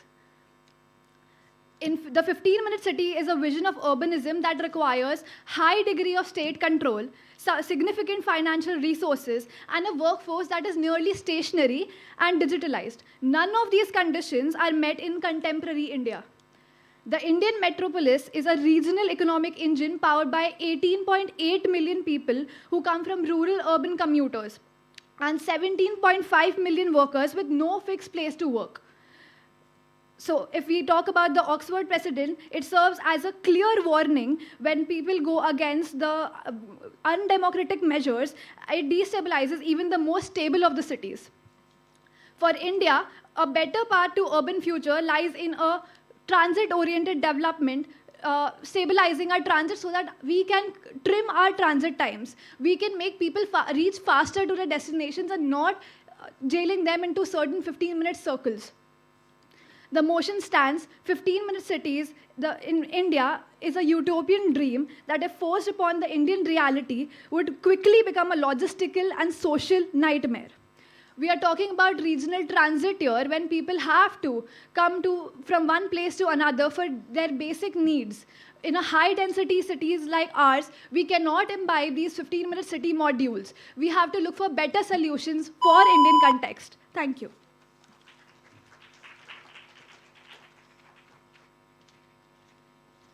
That was a really sharp and spirited discussion. Thank you so much, teams. You may now be seated. Now I would like to call the next team, which is Team Horizon, represented by Dhanashree and Vaishnavi, and Team Zenith, which represented by Ishan and Devang. The motion for this debate is environmental protection slows down essential urban development. For the motion, we have Team Horizon, and against the motion, we'll be having Team Zenith. This debate explores the tension between expanding urban infrastructure and protecting natural ecosystems, examining how development impacts environmental sustainability, public health, climate resilience, and long-term urban growth. I may now request Team Horizon to come over and start with their arguments.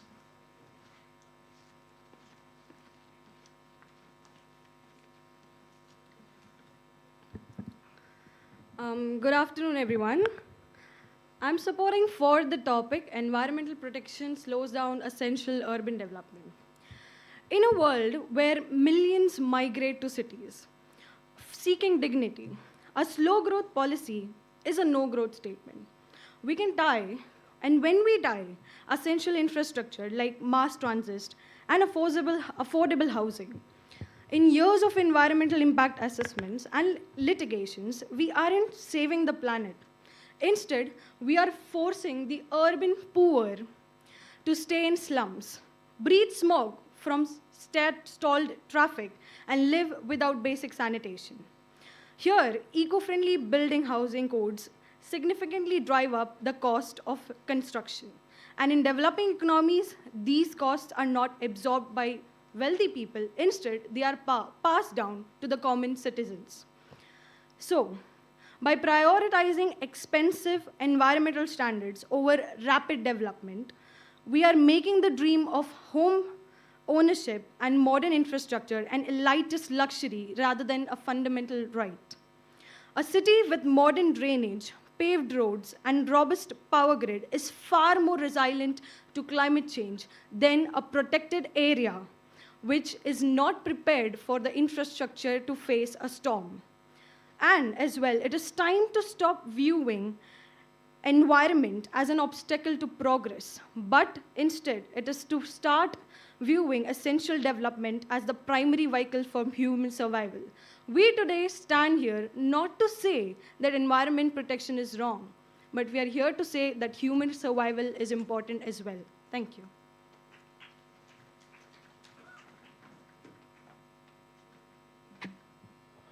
Our opponents over here presented some interesting point for the motion which supports that environmental laws are slowing the urban development. We would like to counter it by starting that when cities ignore the environmental laws, they are not making the progress faster but fragile.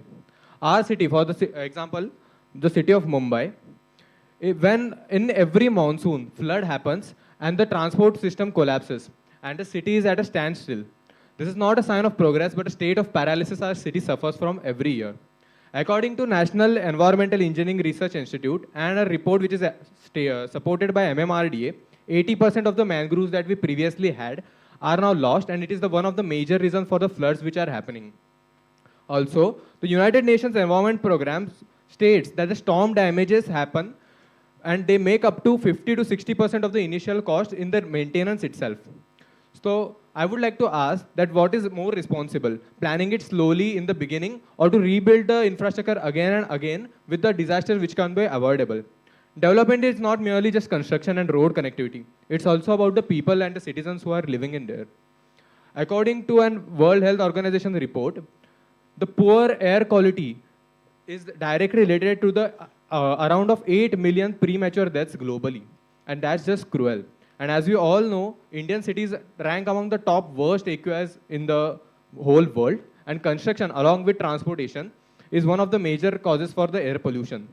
So, planning with regards to environmental laws is not just slow and an obstacle, but a foundation for a long-lasting urban growth.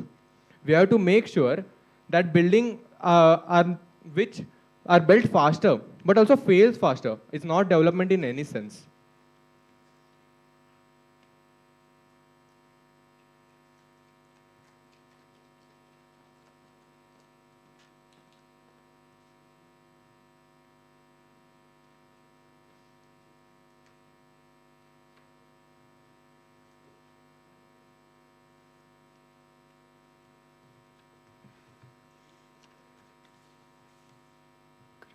Good evening, everybody. So here we want to talk about the environmental protection which slows down the essential urban development. So as far we know that environmental protection is often a luxury of the rich that punishes the poor. It is easy to advocate a preserving green space which you have, in where we have already a roofs above our heads and a stable jobs. But what about the millions of the people living in the slums? Who faces who knows that it is just a fancy word that we deny a home for them. So by blocking an urban development, we aren't saving the planet. Instead, trapping the most vulnerable people in a cycle of poverty and environmental risk. So we can't fix the environment by stopping time. We can fix it by building it better. Our development is to upgrade the planet which is waiting for. So $1 billion metro is cheaper in the long run than the $10 billion in the human cost. See how much is the difference is. High density development is the greatest tool which we have. One apartment building can accommodate 200 to 500 people. If we stop the development, this will spread out and the people will accommodate and driving more, and they will drive more private vehicles and use more energy. When we block the essential development, we are leaving the human beings defenseless against the climate change which we are claimed to be worried about. Thank you.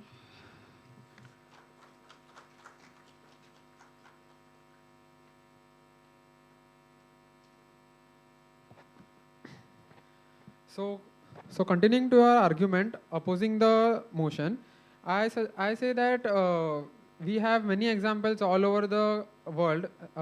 As Singapore as a country, Singapore having the most recyclable and clean city in the world, we have seen it as a global example. And because of following many policies or governmental laws, even Mumbai and cities like Mumbai have started following such policies and laws.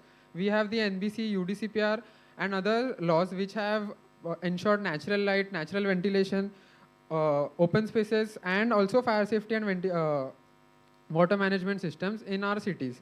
So these systems are, even if they have a lower pace in the development of the city, they are much beneficial and much important for our city, because our cities are not competing each other for a faster development, but our cities want our citizens to have and live within the city. We have also the examples of some green certifications like IGBC, UDCPR and LEED, which ensures long-term operational savings and which incentivize efficient water savings, passive coolings and energy reductions. Also, examples like the GIFT city of Gujarat and Indore, they have used many passive cooling strategies which saves a lot on operational costs.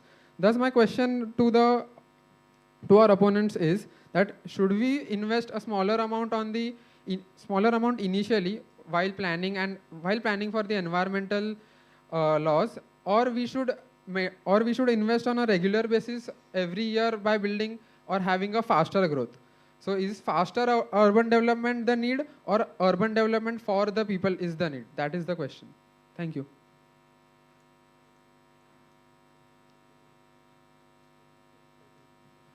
Building upon what my partner just said, our opponents also talk about having basic facilities for the poor. See, environmental laws and the institutions which enforces it, like for example, IGBC in our nation, or the laws such as ECBC were mandated in a lot of states actually, ensures that the products which are being built for the poor, or the facilities which are being built for the poor, have the qualities which you stated, like basic sanitation and all. See, the extremes are having a net zero with respect to energy or water, but having the basic environmental laws in place make sure that the facilities provided are much better. Organization for Economic Coordination and Development also stated that slow development is primarily due to poor planning and government failures, and not because of the environmental laws. It becomes mere an excuse for the people who are in power to state that environmental laws are slowing down what they couldn't achieve. In fact, our nation by 2060 has promised to be a carbon neutral country by following the sustainable development goals, and it will be only possible if we plan right from the starting, considering and respecting the environmental laws. As we all know that retrofitting is just not the solution that we have to implement afterwards. Building faster and failing faster is not the development, it's simply irresponsible. And environmental laws are not an enemy, but a catalyst for the progress.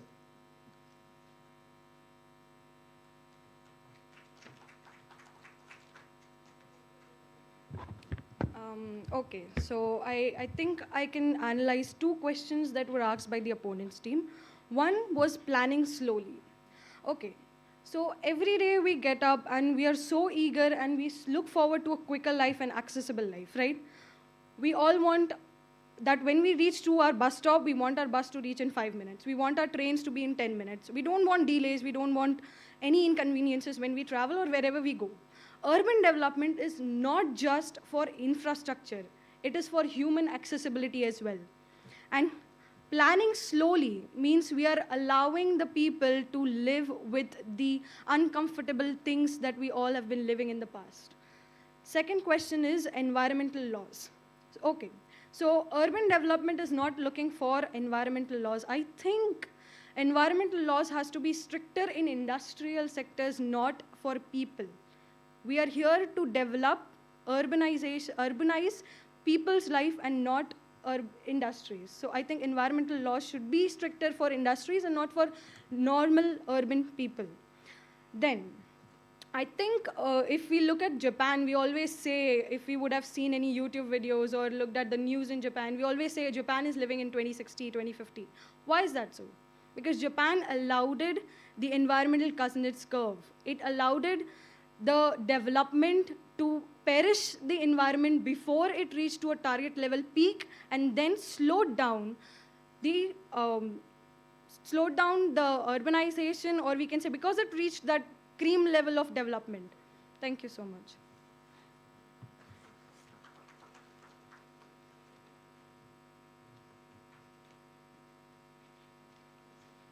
That indeed was a very fruitful discussion. Thank you so much, contestants. You may take your seat. I now invite the next team on stage. I would now like to invite Team Polity, represented by Raman and Gaurav, versus Team Gridline, represented by Arya and Raja. Round of applause, please, everybody. The motion for this debate is trams are an outdated mode of transport for Indian cities. This debate examines whether modern urban mobility demands are better served by newer, more flexible transport systems, or whether trams continue to hold relevance in India's urban future despite space and traffic constraints. Team Polity will be speaking for the motion, while Team Gridline will be speaking against the motion. I now invite Team Polity to come over and start with their arguments.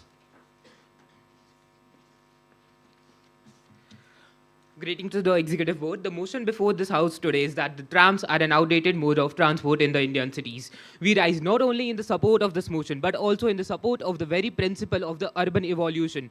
Let me just clarify the very fundamental distinctive that the outdated here does not means only old. It means a system operational that does not fit that does not fit into fiscal, administrative, social and statutory framework of an current modern Indian cities. I will further demonstrate in my sevenfold submissions that trams are not just outdated but is a systematic impossibility. First, the statutory powers to impasses and rescind. Under section 460 of the MMC Act, the BMC has been mandated to conduct the transport undertakings based on the doctrine of the implied powers, which also includes the power to discontinue the services which are no longer in the public interest. This has also been fortified by the section 21 of the General Clauses Act, which clarifies that the power to issue the notification also has the power to revoke it.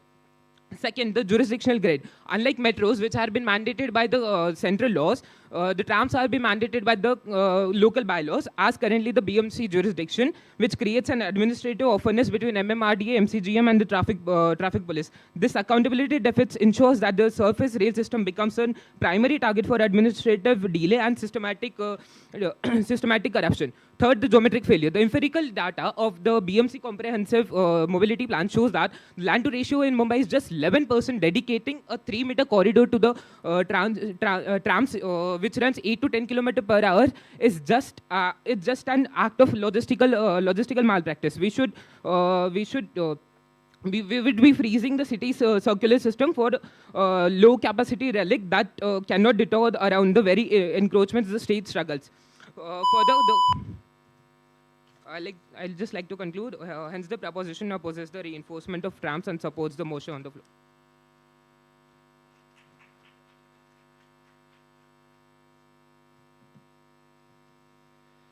That was an interesting take on the definition of outdated by the proposition, but I would like to dissect the topic first. Are trams an outdated mode of transport in Indian cities? While we talk about Indian cities, we need to understand it is not just Mumbai. There are a lot of Indian cities, and there are a lot of different paces to which these Indian cities run. Okay? Now, Indian cities, again, when we assume the word outdated, we assume Indian cities progress in a straight line. From slow to fast, from streets to structures, from shared spaces to segregated system. But Indian cities have never evolved that way. Indian cities are dense, layered, multifaceted systems where multiple speeds coexist at the same time. As far as the average speeds of 8 to 10 kilometers per hour spoken by the proposition, Indian cities already operate at slow speeds. Cities like Mumbai, Bangalore, Kolkata operate at 10 to 20 kilometers per hour during peak hour traffic, while a tram in current days promises 20 to 25 kilometers per hour of speed. And this is a consistent pace. In dense cities of India, take Kolkata for example, only 6% of the city's area is allocated to roads. Trams transport more people per square meter. This is a necessity. A tram does not promise speed, even though it provides it. A tram promises predictability. Fixed tracks give fixed routes. Fixed routes create known stops. Known stops allow organizations, stores, shop owners to build around these known stops. Indian cities, however, demand that systems respond to reality. A transport system that works with slow, dense, human-scale streets is not behind its time. It is aligned with it. Thank you.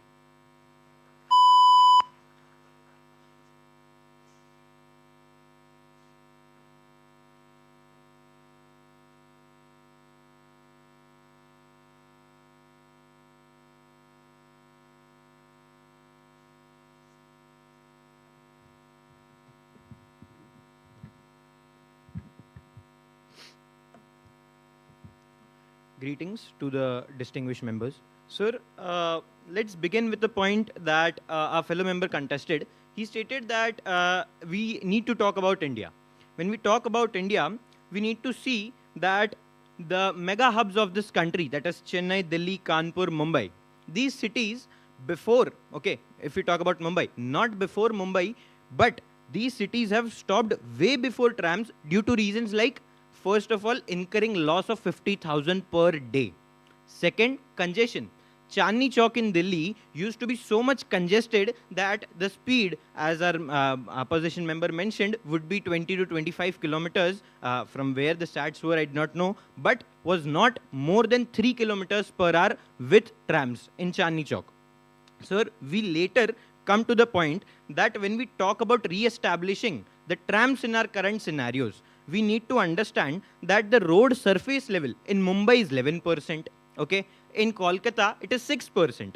Out of this, if you try to say that now we are about to provide roads to trams and more infrastructure to trams, it will incur a loss of 195 crore per single year to the government. Now, sir, why do we say that trams are outdated? We do not say that, sir. Sir, the society has chosen different modes of transportation over trams, and the government has allocated the money on the basis of salus populi suprema lex. That is, the welfare of the people is supreme law.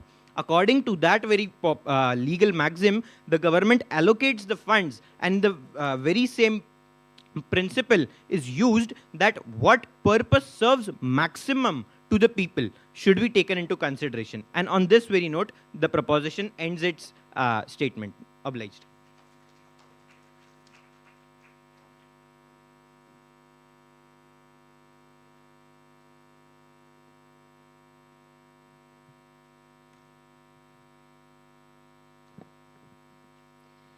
Let us try to collectively answer the question, what is the missing middle in our transport ecosystem, or whether there is a missing middle in the ecosystem.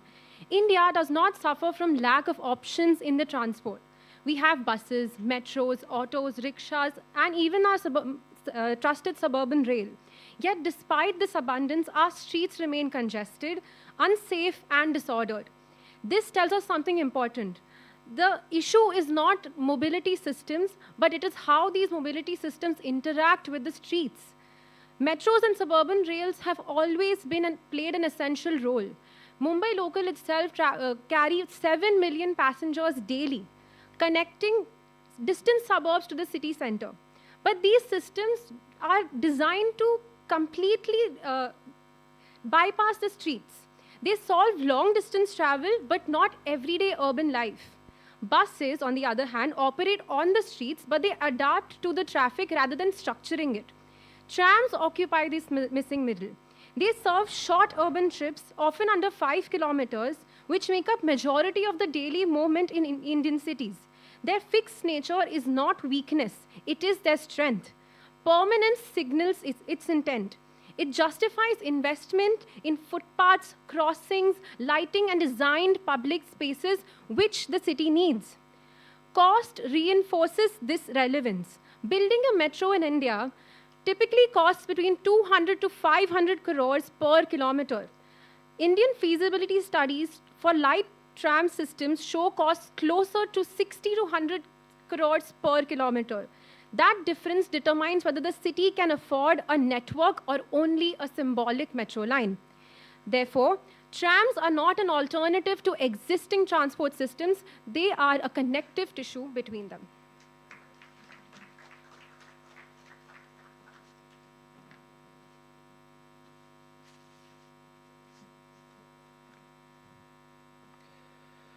Okay, so Kolkata is often used as an evidence that the discontinuation of trams is proof that the trams are failed in an Indian city. However, this interpretation confuses abandonment with failure.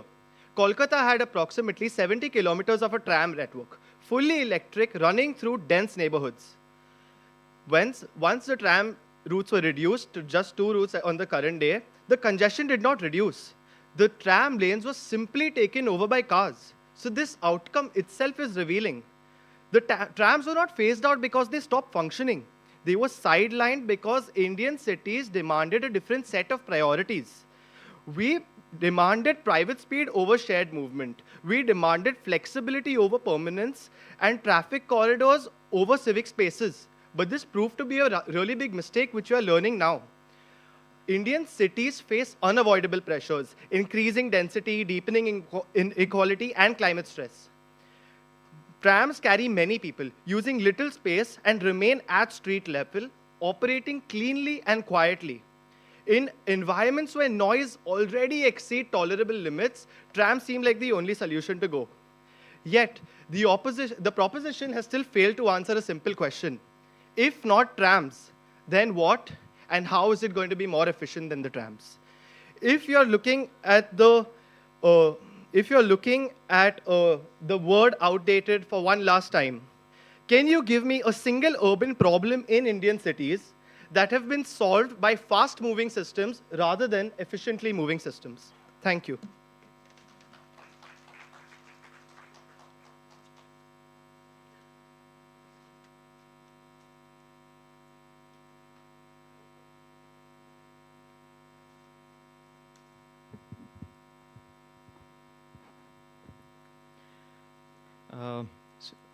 Greetings to the dignitaries. Sir, as stated by the opposition that about Kolkata, we use it as an example. My lord, it has been clearly stated and we see it on a very blunt and on a very evident note that in the recent case, okay, that is going on in Calcutta High Court, the West Bengal Transport Ministry has submitted an affidavit stating that in 2011, back then, trams used to carry 70,000 commuters daily. But now the number has reduced to just 5,000 and metro has been more relied by the people of Kolkata. When we look ahead, we need to understand that the opposition asks for a solution. The solution is given by the Indian government in the schemes launched by smart cities. The smart cities launched by the Indian government tells us about metros and neo metros. Now these are a middle ground for tier 2 cities as well and for tier 3 cities as well. Why do I reiterate this? Because they use rubber tires, firstly, which are reusable, which can be efficiently replaced when and whenever needed. The second point, that they have a fixed road and a fixed route, but they do not congest or try to hamper the situation that is going on the roads. By concluding in the final statements, I would state, in Kanpur 1933, there were crises in which trams played a major role, where we could see that trams were inefficient as due to plague and heavy losses, which led that the trams were not able to be sold to other cities as lack of infrastructure. If there would have been e-buses or any other viable mode, it could have been sold, the losses would have been recovered, and the Municipal Corporation of Kanpur would have survived. Thank you.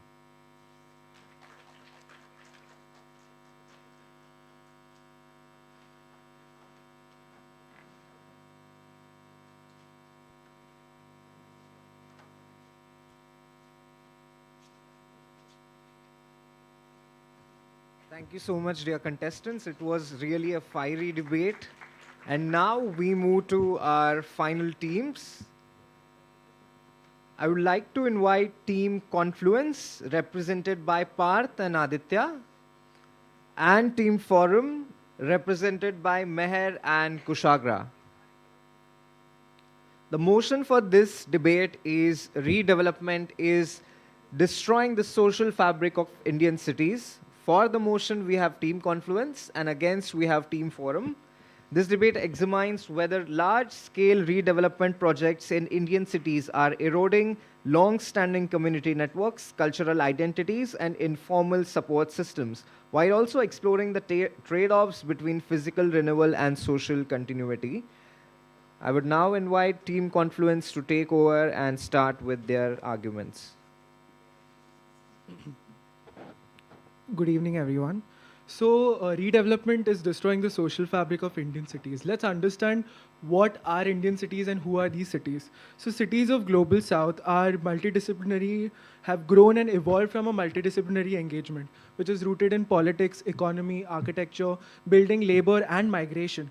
And this is exactly the kind of social fabric that is not abstract. The embeddedness in everyday proximity shared infrastructure, informal economies, and the ideas of networks of care is exactly what is very much important to this social fabric. And when we talk about Indian cities, we talk about Mumbai, which situate itself in a lot of these informal settlements, which makes up to 40% of Mumbai's population that it stays in.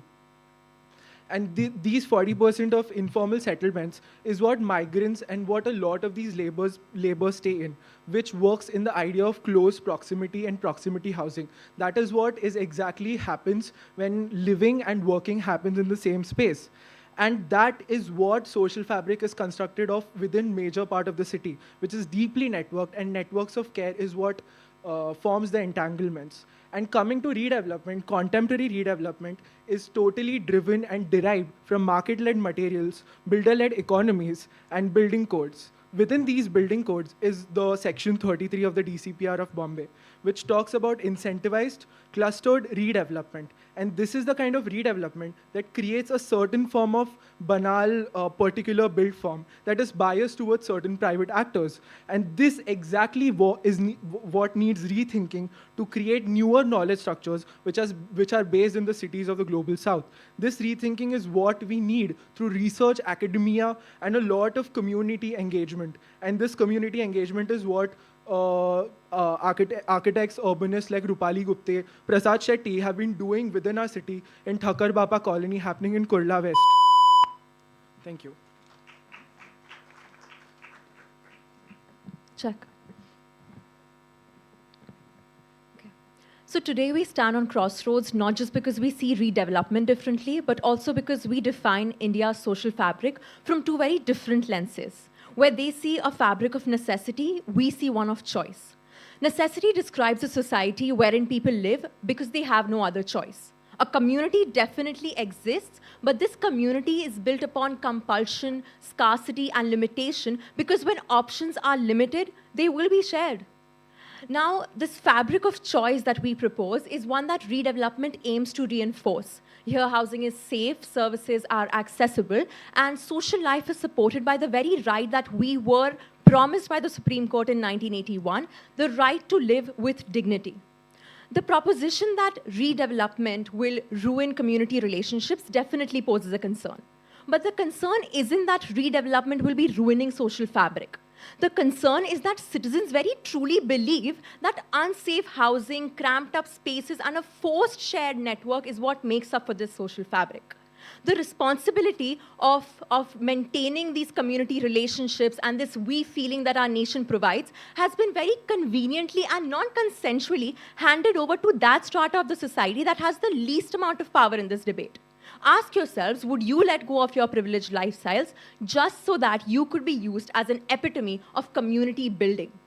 Because we cannot move forward in this debate until and unless we realize that a shared water network or an informally elected community leader aren't proofs of brotherhood or of trust. They are proofs that the previous network never served them. They are proof that the formally elected one never did the job that they were expecting him to do.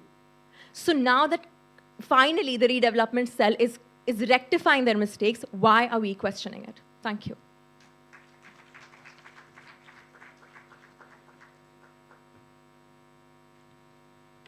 I'll take a minute.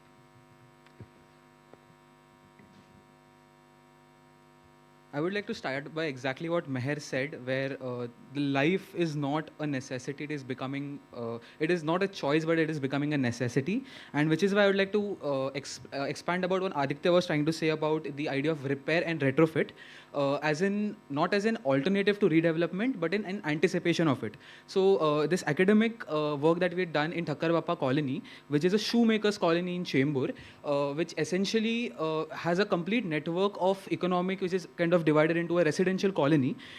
We proposed, and there were a lot of tuberculosis cases within this colony because of lack of ventilation, lack of structural requirements. So we created architectural plugins along with the local contractors, residents, to improve the livability of these people. So exactly what she said about it becoming this choice, we as architects, as spatial designers, we collaborate with government, with NGOs in order to give people the chance to rehabilitate their homes. And we are not saying that repair and retrofit happens against redevelopment. It happens in the anticipation of it. So tomorrow when redevelopment happens, these people will realize that this shoemaker colony, which is a work living household, they will take these networks along with them into the developed imaginations and the rehabilitations that come out of it. At the same time, the transit housing in Bimbisar Nagar in Natwar Parekh colony, which are essentially transit camps, I would like to quote the work of Aditi Kaude. She says that the people living over here, they feel placelessness and alienation, and a sense of marginalization in these transit colonies, which are actually post-redevelopment colonies. And this is exactly where the work of Community Design Agency, it is an architecture and a research practice, they come up in Natwar Parekh colony in Govandi. They have come up with this Govandi Arts Festival, which becomes a means for cultural appropriation and gives a space for the community, which creates belonging and familiarity. It fights alienation, placelessness, and marginalization. Thank you.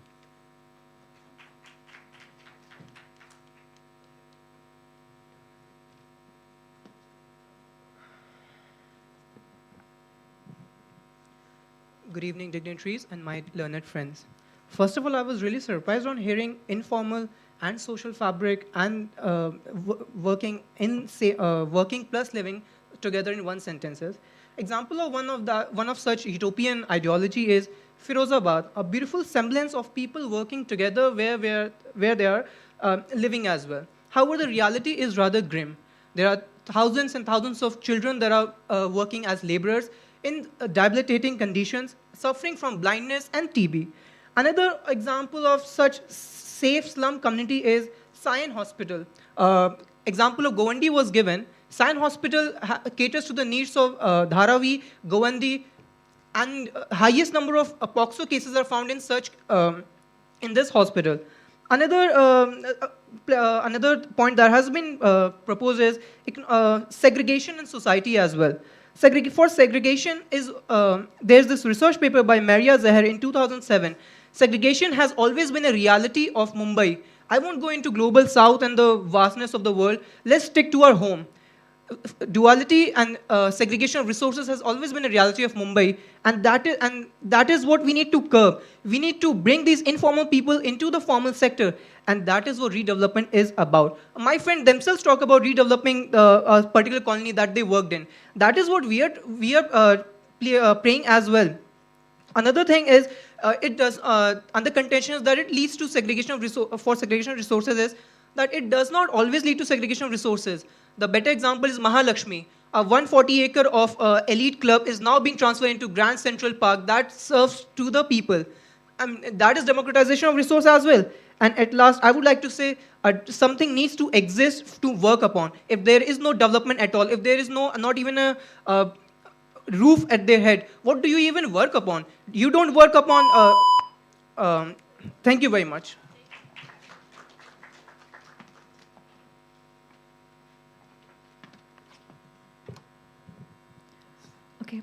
So the bottom line of redevelopment is safety, essentially. We're not questioning the power of community. We're saying, is it safe to house a community under the conditions that they live in today?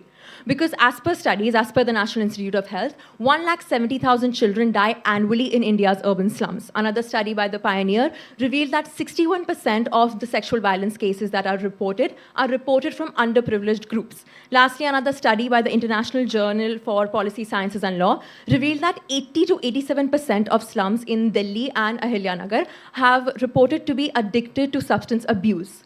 Now, our time here has only been it's been an attempt to explain how redevelopment is the solution against these cramped up networks of suffering and crime.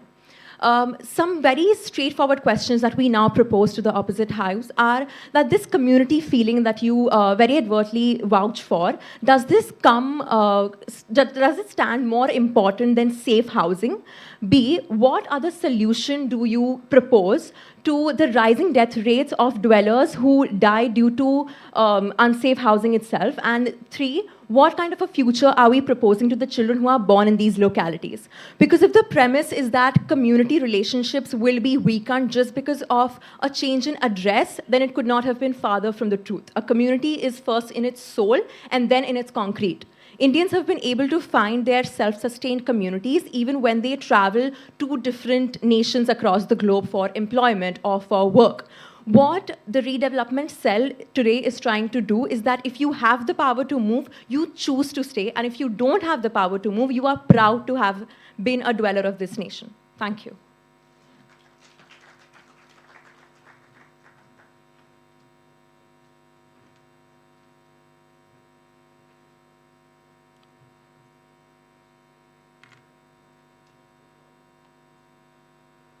Thank you, Meher and Kushagra. I will take your point and start with what Michael Foucault in 1978, he talks about this idea of a modernist city where living and work are thought in segregated in separate ways. Like this entire idea of enforcing space, power and knowledge. And he creates these residential work and green kind of ecological zones, which is also very similar to what Le Corbusier did with Radiant City, when he wanted to take Paris and then completely kind of remove everything out of it and come up with an efficient city, and which is exactly why we think it is problematic if we implement this in the cities of Global South as well as in the state of Mumbai, because Mumbai, the larger part of Mumbai, like how we spoke about Thakkar Bappa colony, in Dharavi you have Kumbharwada, you have Dhobi Ghat and the leather colony in Dharavi, where in Dharavi also in Kumbharwada there are 6 families that share a kiln. So this living working has always existed in togetherness rather than in segregation. And this is exactly why, you know, what we end up doing, we look at informal settlements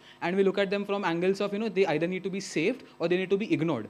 We do not look at them, this is also what the Europeans or the colonizers do to us right now. We do not look at them as opportunists within the city. That there is a sense of intelligentsia in which the way that they have developed these cities, which is where the word slum can be rethought. And this architectural practice in Dharavi, it calls them homegrown streets. So we are not saying that don't do redevelopment or to oppose redevelopment or not have an equitable, sustainable life with all the underprivileged death rates that you spoke about.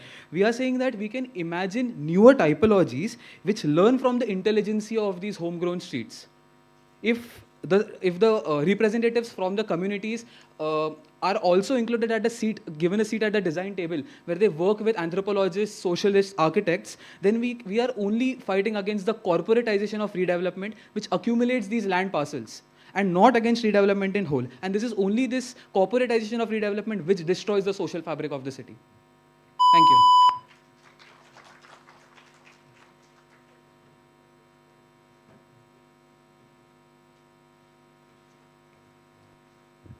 And with that, ladies and gentlemen, we conclude our today's all the 10 teams that we had today. And this is the commencement of our elimination round. A round of applause to everybody. It was indeed a very fruitful discussion. And the discussions that were made today assure us that our new generation is engaged, informed, and committed to building better cities for tomorrow. And now we'll take a short break while the adjudicators deliberate and finalize the scores. I request everybody to please remain seated in the auditorium itself.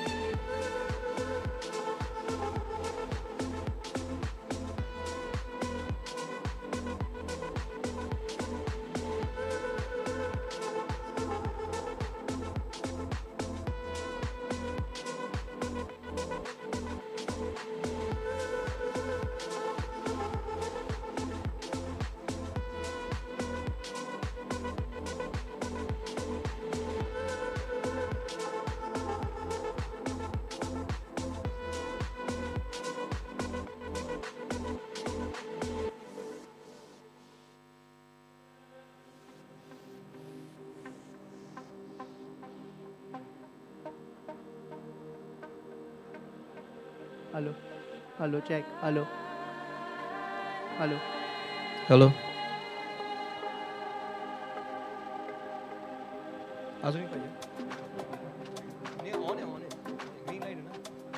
Hello. Hello, Check, check. check.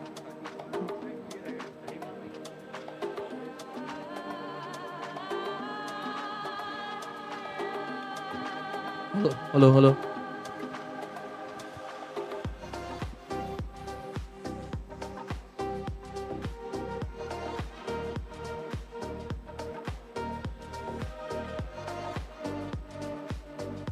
Arpit, 4, 5, and 6.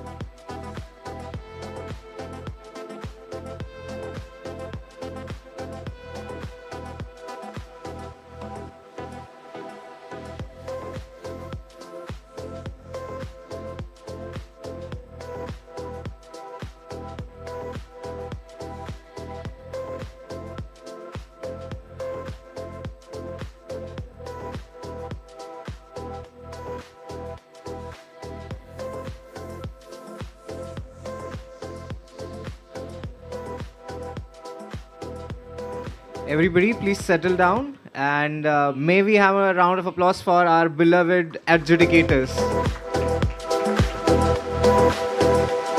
All right, now it's time to hear from them. So now I would like to invite Mr. Zafar Iqbal sir to come over and share. Now I'd like to invite Mr. Avirat Inamdar sir to come over and share their thoughts regarding this debate. So please.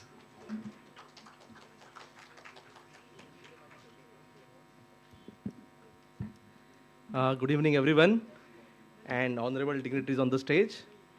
It was a very good evening for me to listen to all young minds thinking about what urban future and how different issues of urban. I am being an urban planner. Listening to these debates in our offices, but to understand them from your angle was very interesting. See, the cities or any urban areas, we think it's very technical and it's only limited to people who are trained to design them. But it is not. It is basically cities are run by people, and people they bring in disciplines, multiple choices, and that complexity or that plurality brings the color to the city. So cities, the designing city is not a science; it's actually an art. So, and the solution to cities are through drawings, but through debate. So I must congratulate Urban World Consulting for bringing this platform where urban future cannot be designed through a drawing board, but through more like a debate where everybody come together and negotiate for your point. Sometimes you can negotiate well enough, even it's technically incorrect, but that negotiation is very important. Like I could, some of those arguments I really liked regarding environment protection versus urban development, where someone could actually defend the urban development, where we know even without 1 minute we can live, that oxygen and environment is so essential. But you could still argue on the point that development is equally important. So some of the very strong arguments were made, and I must congratulate all those young minds. You are the future of these cities. You are going to design those cities, and I wish you all the best. I wish everyone, and thank you so much for inviting me here. Thank you so much.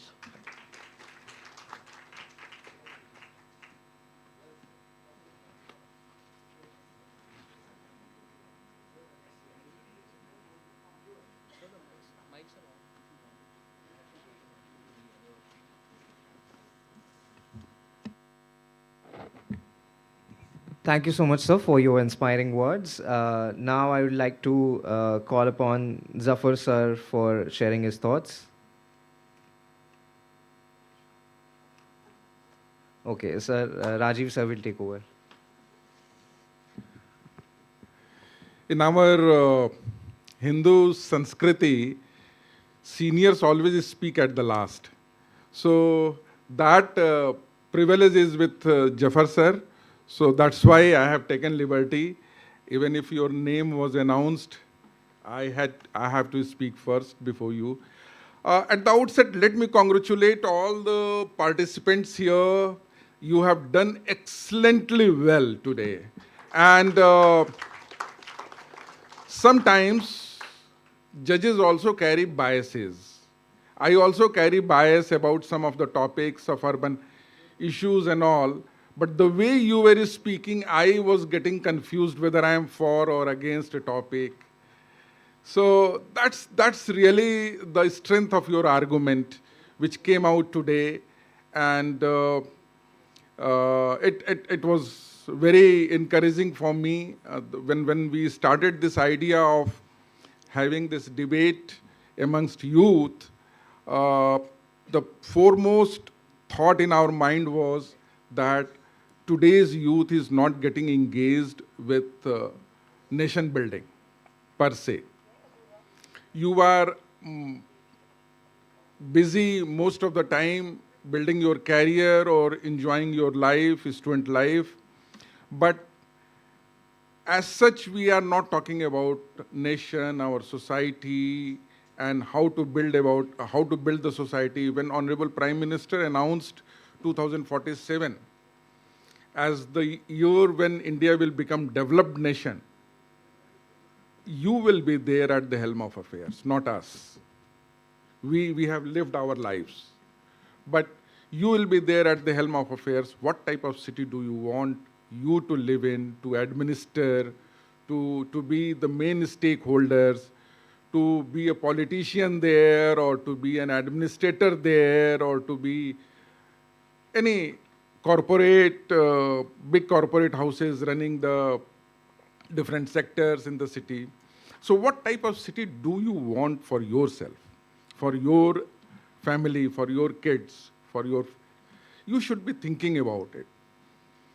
So when we talk about the city, we talk about engaging stakeholders in managing city, in administering city, in collecting opinion about how to run the city. We seldom talk to youth. We seldom talk to youth about... I have worked in municipal corporation, I have worked in MMRDA. We never talk to youth about what type of city do you want. So this thought came to us, and we started this debate. It's the first year of this debate, but it will grow bigger and bigger in years to come. Because the encouragement you have given us today, we are encouraged enough to make it national next year. So we'll go national, we'll go inter-university, and we'll ask universities to send their entries after conducting their own debates in their own university campuses, and we'll make it as big. And dream is to match it with the Oxford level of debating competition one day. So, and this is, see, we play IPL matches, we play ISL, we play Kabaddi, IPL, whatever we used to, but we never play intellectual games. This is the intellectual game, take it that way. This is also going to grow bigger, and this will give a lot of intellectual food for your brains to think about it. Next year will bring more surprises in it. So, be it. Some comments about your level of presentations. Some of you were, as I said, outstanding. Outstanding means outstanding. Even I cannot imagine myself in your age and speaking like that the way you people were speaking.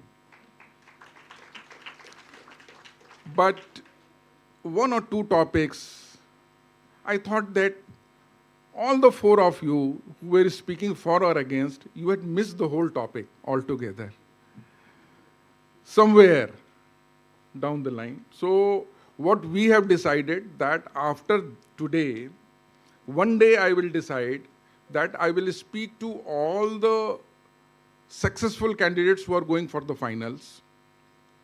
We'll give you some 10-15 minutes of time exclusive online, and there is going to be a topic given to you. You can ask questions about that topic to us. What does it mean? How to present it? Whatever question in your mind, exclusive time we will give to you, will orient you properly so that you prepare yourself very well about the topics. You have very good qualities in you as a debater. Some of you really were so innovative. You picked up from what your opponents were speaking and retorted to that, which is a very good way of debating. That's the way of debating. So this is how we feel, but you should also understand the topic. I know it's not your mistake. The topic was like that, which we selected. And as my friend Mr. Harshad Bhatia, a renowned architect, is sitting there in the first row, he was telling me, he said that nobody is catching that word which you have given there. So this is somewhere, this is our mistake also, that we did not make it as clear as it should have been. But be it. You did very well, and congratulations to all of you. And will very soon, my team will announce the results. The competition was so tough. We wanted 6 teams to go to the finals, but then we could not limit ourselves to 6. We have selected 7 teams. So the credit goes to you, not to us, because you made our selection so difficult.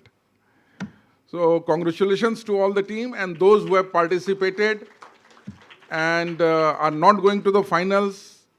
Best of luck to you for the next year, and just for your participation's sake and your courage to come here and speak, congratulations. Thank you so much. Thank you so much, sir. Your words have really fueled all of us with that greatest enthusiasm. And now, finally, we get to hear from Zafar, sir.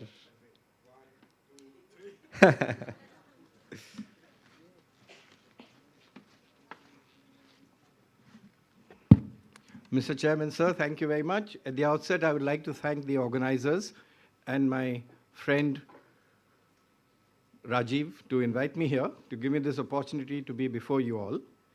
And I'm very happy to listen to your views today, because you're the future of our, not the city, but also the country and the world. I'm very happy to see you today, but also I'm a bit sad.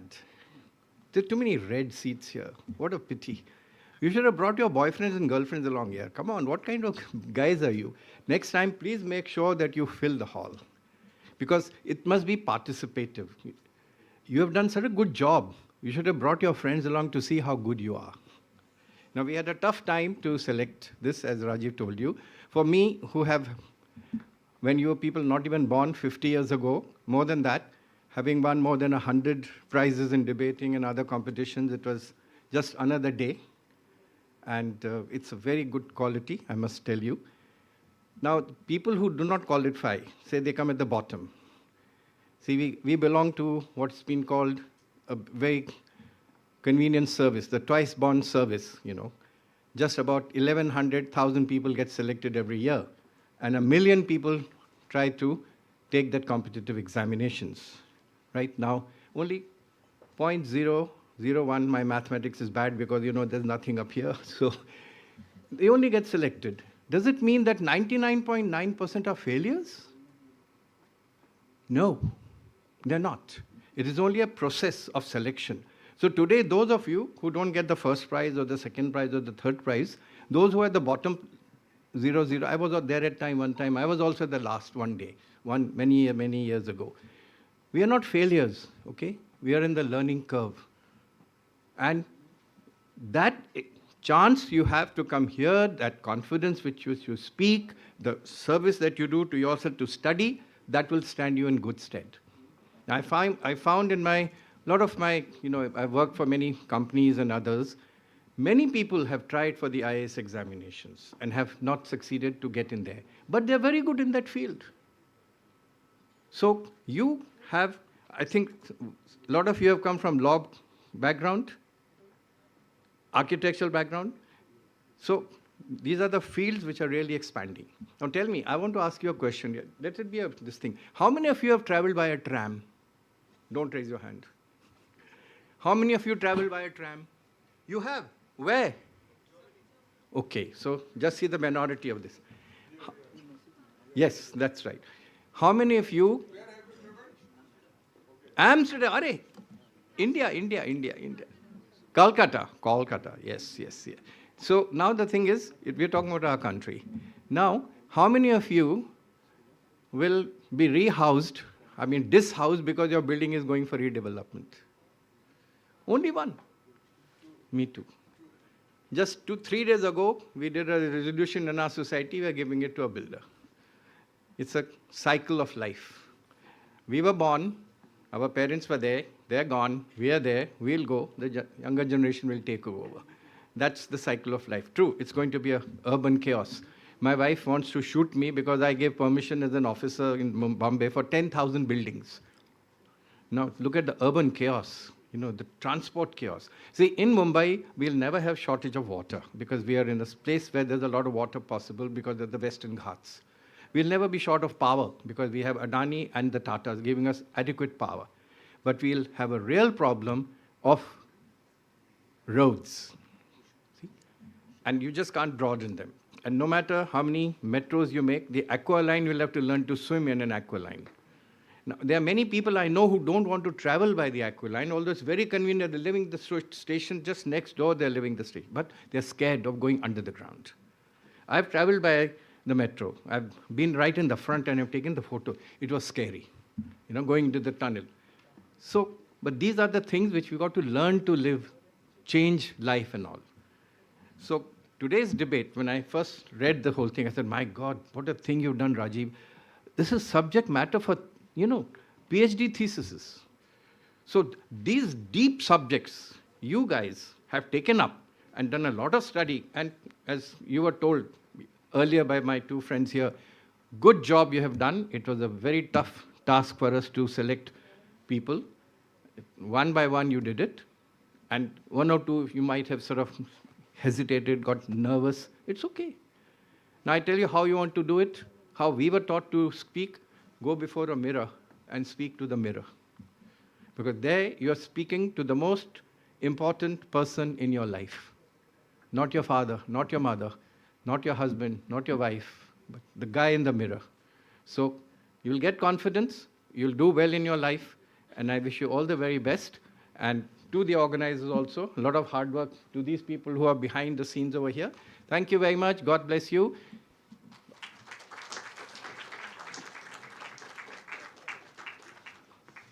Thank you so much, sir, for your worthy words of wisdom. And now I would like to invite Rajiv, sir, to felicitate our other adjudicators.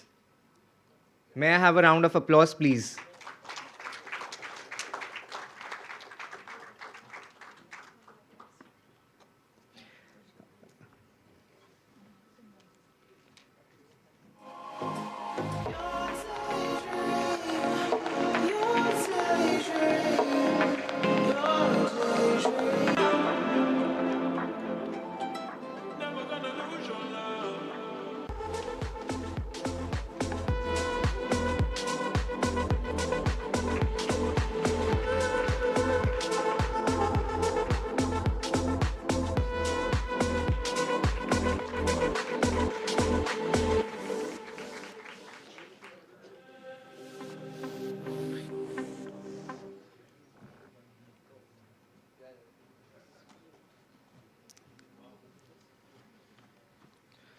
All right, so now comes the moment of truth. What unfolded today was more than a debate. It was a battle of ideas. The stage has finally spoken and the deliberations are complete. Ladies and gentlemen, the wait ends here. We will now proceed by announcing the results of Urban Vision Debate 2026. May I have a round of applause, please?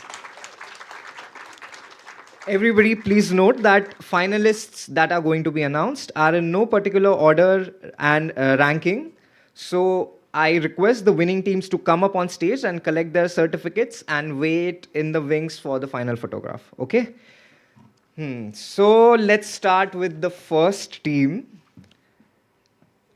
Put your hands together for Team Civitas from St. Xavier's College, Ms. Deepika Tai Shete and Arshia Pahuja. Please come on the stage to collect your certificates.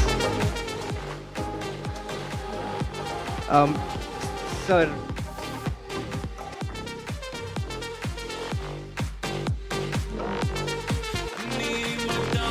Come on, guys. A round of applause.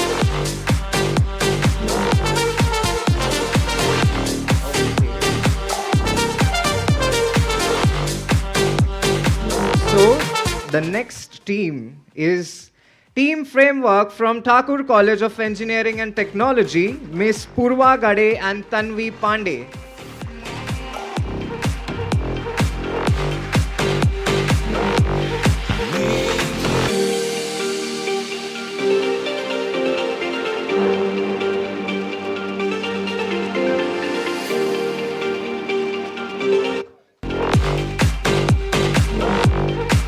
Come on, guys, keep cheering them up. They have done a great job.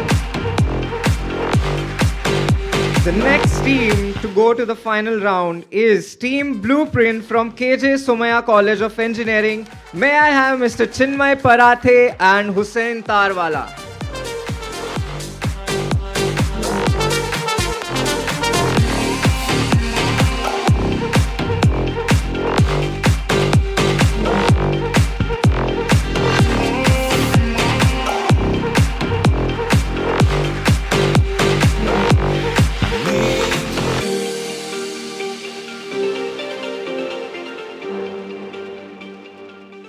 The next winning team is Team Paradigm from NMIMS University. Please welcome Vishnu Wala and S. Shweta Iyer.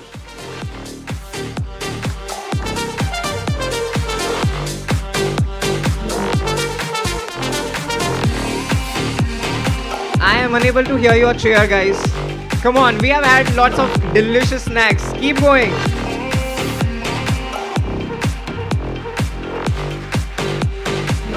The next winning team is Team Gridline from LS Rehzak School of Architecture, Mr. Arya Sharma and Ray Modi.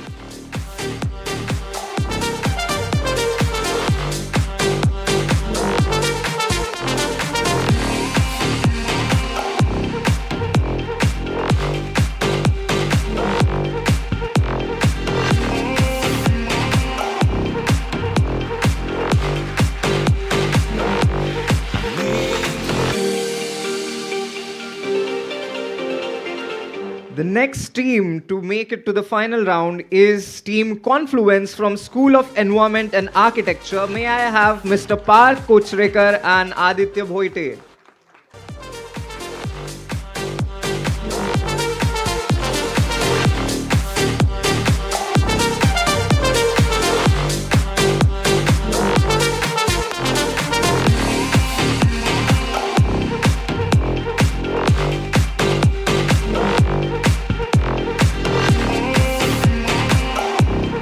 And the final team for today. Any guesses? Okay, so we have Team Forum from KC Law College. May I have Meher Kari and Kushagra Sharma on stage, please?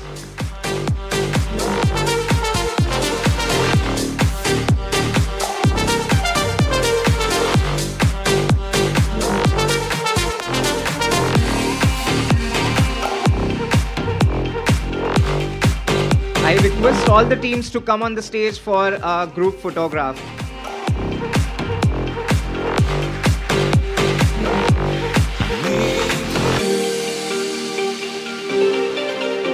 Quick guys, quick.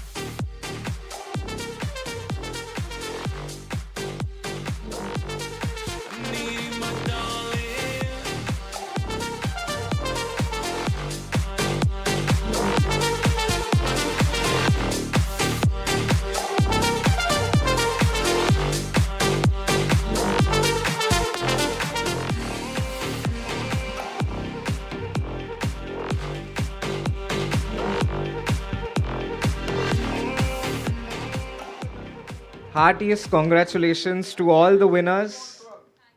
You all did a really fantastic job.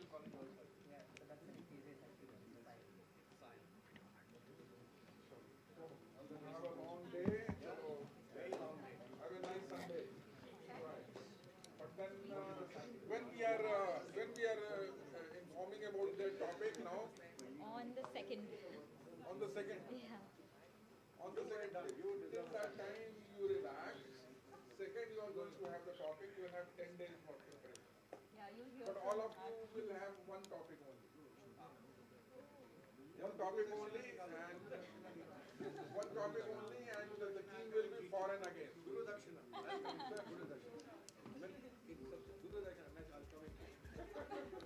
So every team will have for and against. Okay, topic will be single topic for everyone. So you already 5 10 minutes.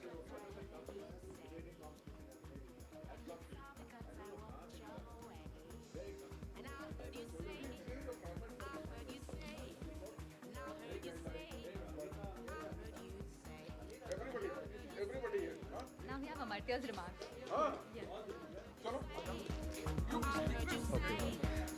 So the final round will be conducted on 12th February 2026, and finalists will receive all the details of on their official email ID. And I now request Mr. Amar Tiraj to come on stage for their closing remarks and vote of thanks. And that is it from me, guys. I hope you all had a great time over here, and that is me signing off. See you soon next time. My name is Ayush. Thank you so much. All right, thank you so much. I'm going to keep this short, I promise. If I take too long, you can play the beep. So, first of all, I'd like to say you guys have put everyone here in such challenging, positions. I was a fly on the wall in that room, and I really got to witness how difficult of a choice it was for our adjudicators. And now I have the unenviable position of having to speak after such outstanding speakers. But these are good problems to have, right? Yeah, it's a learning curve for sure. To everyone that qualified, congratulations. You deserved it, you earned it with your clarity of speech, your confidence in delivery, and your ability to deal with such complex concepts. To those who participated, thank you so much for coming, for thinking deeply, for arguing thoughtfully, and for contributing to this space.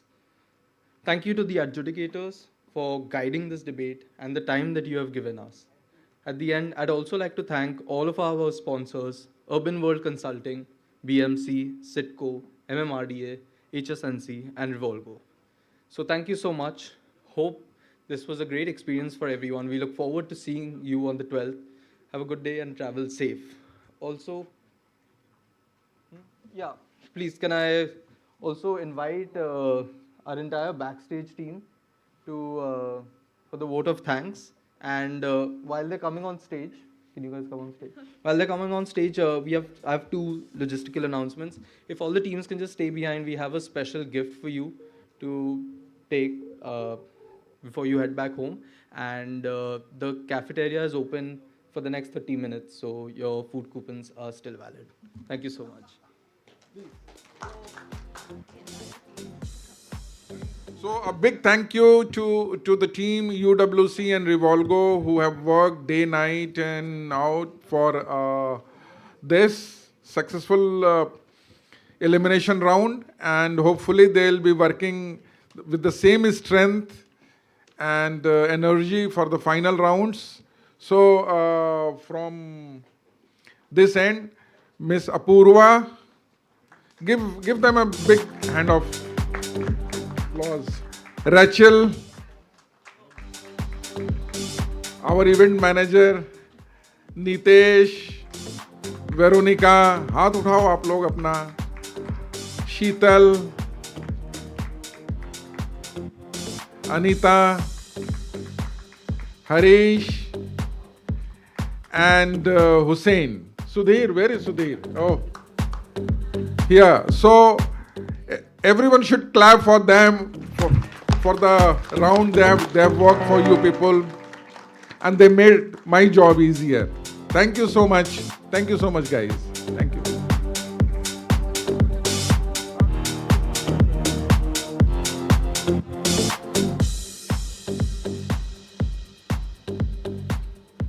Everybody, as mentioned, we still have to distribute your participation certificates as well as a special gift for all of you. So please stay back for another 5 minutes. You want to do this?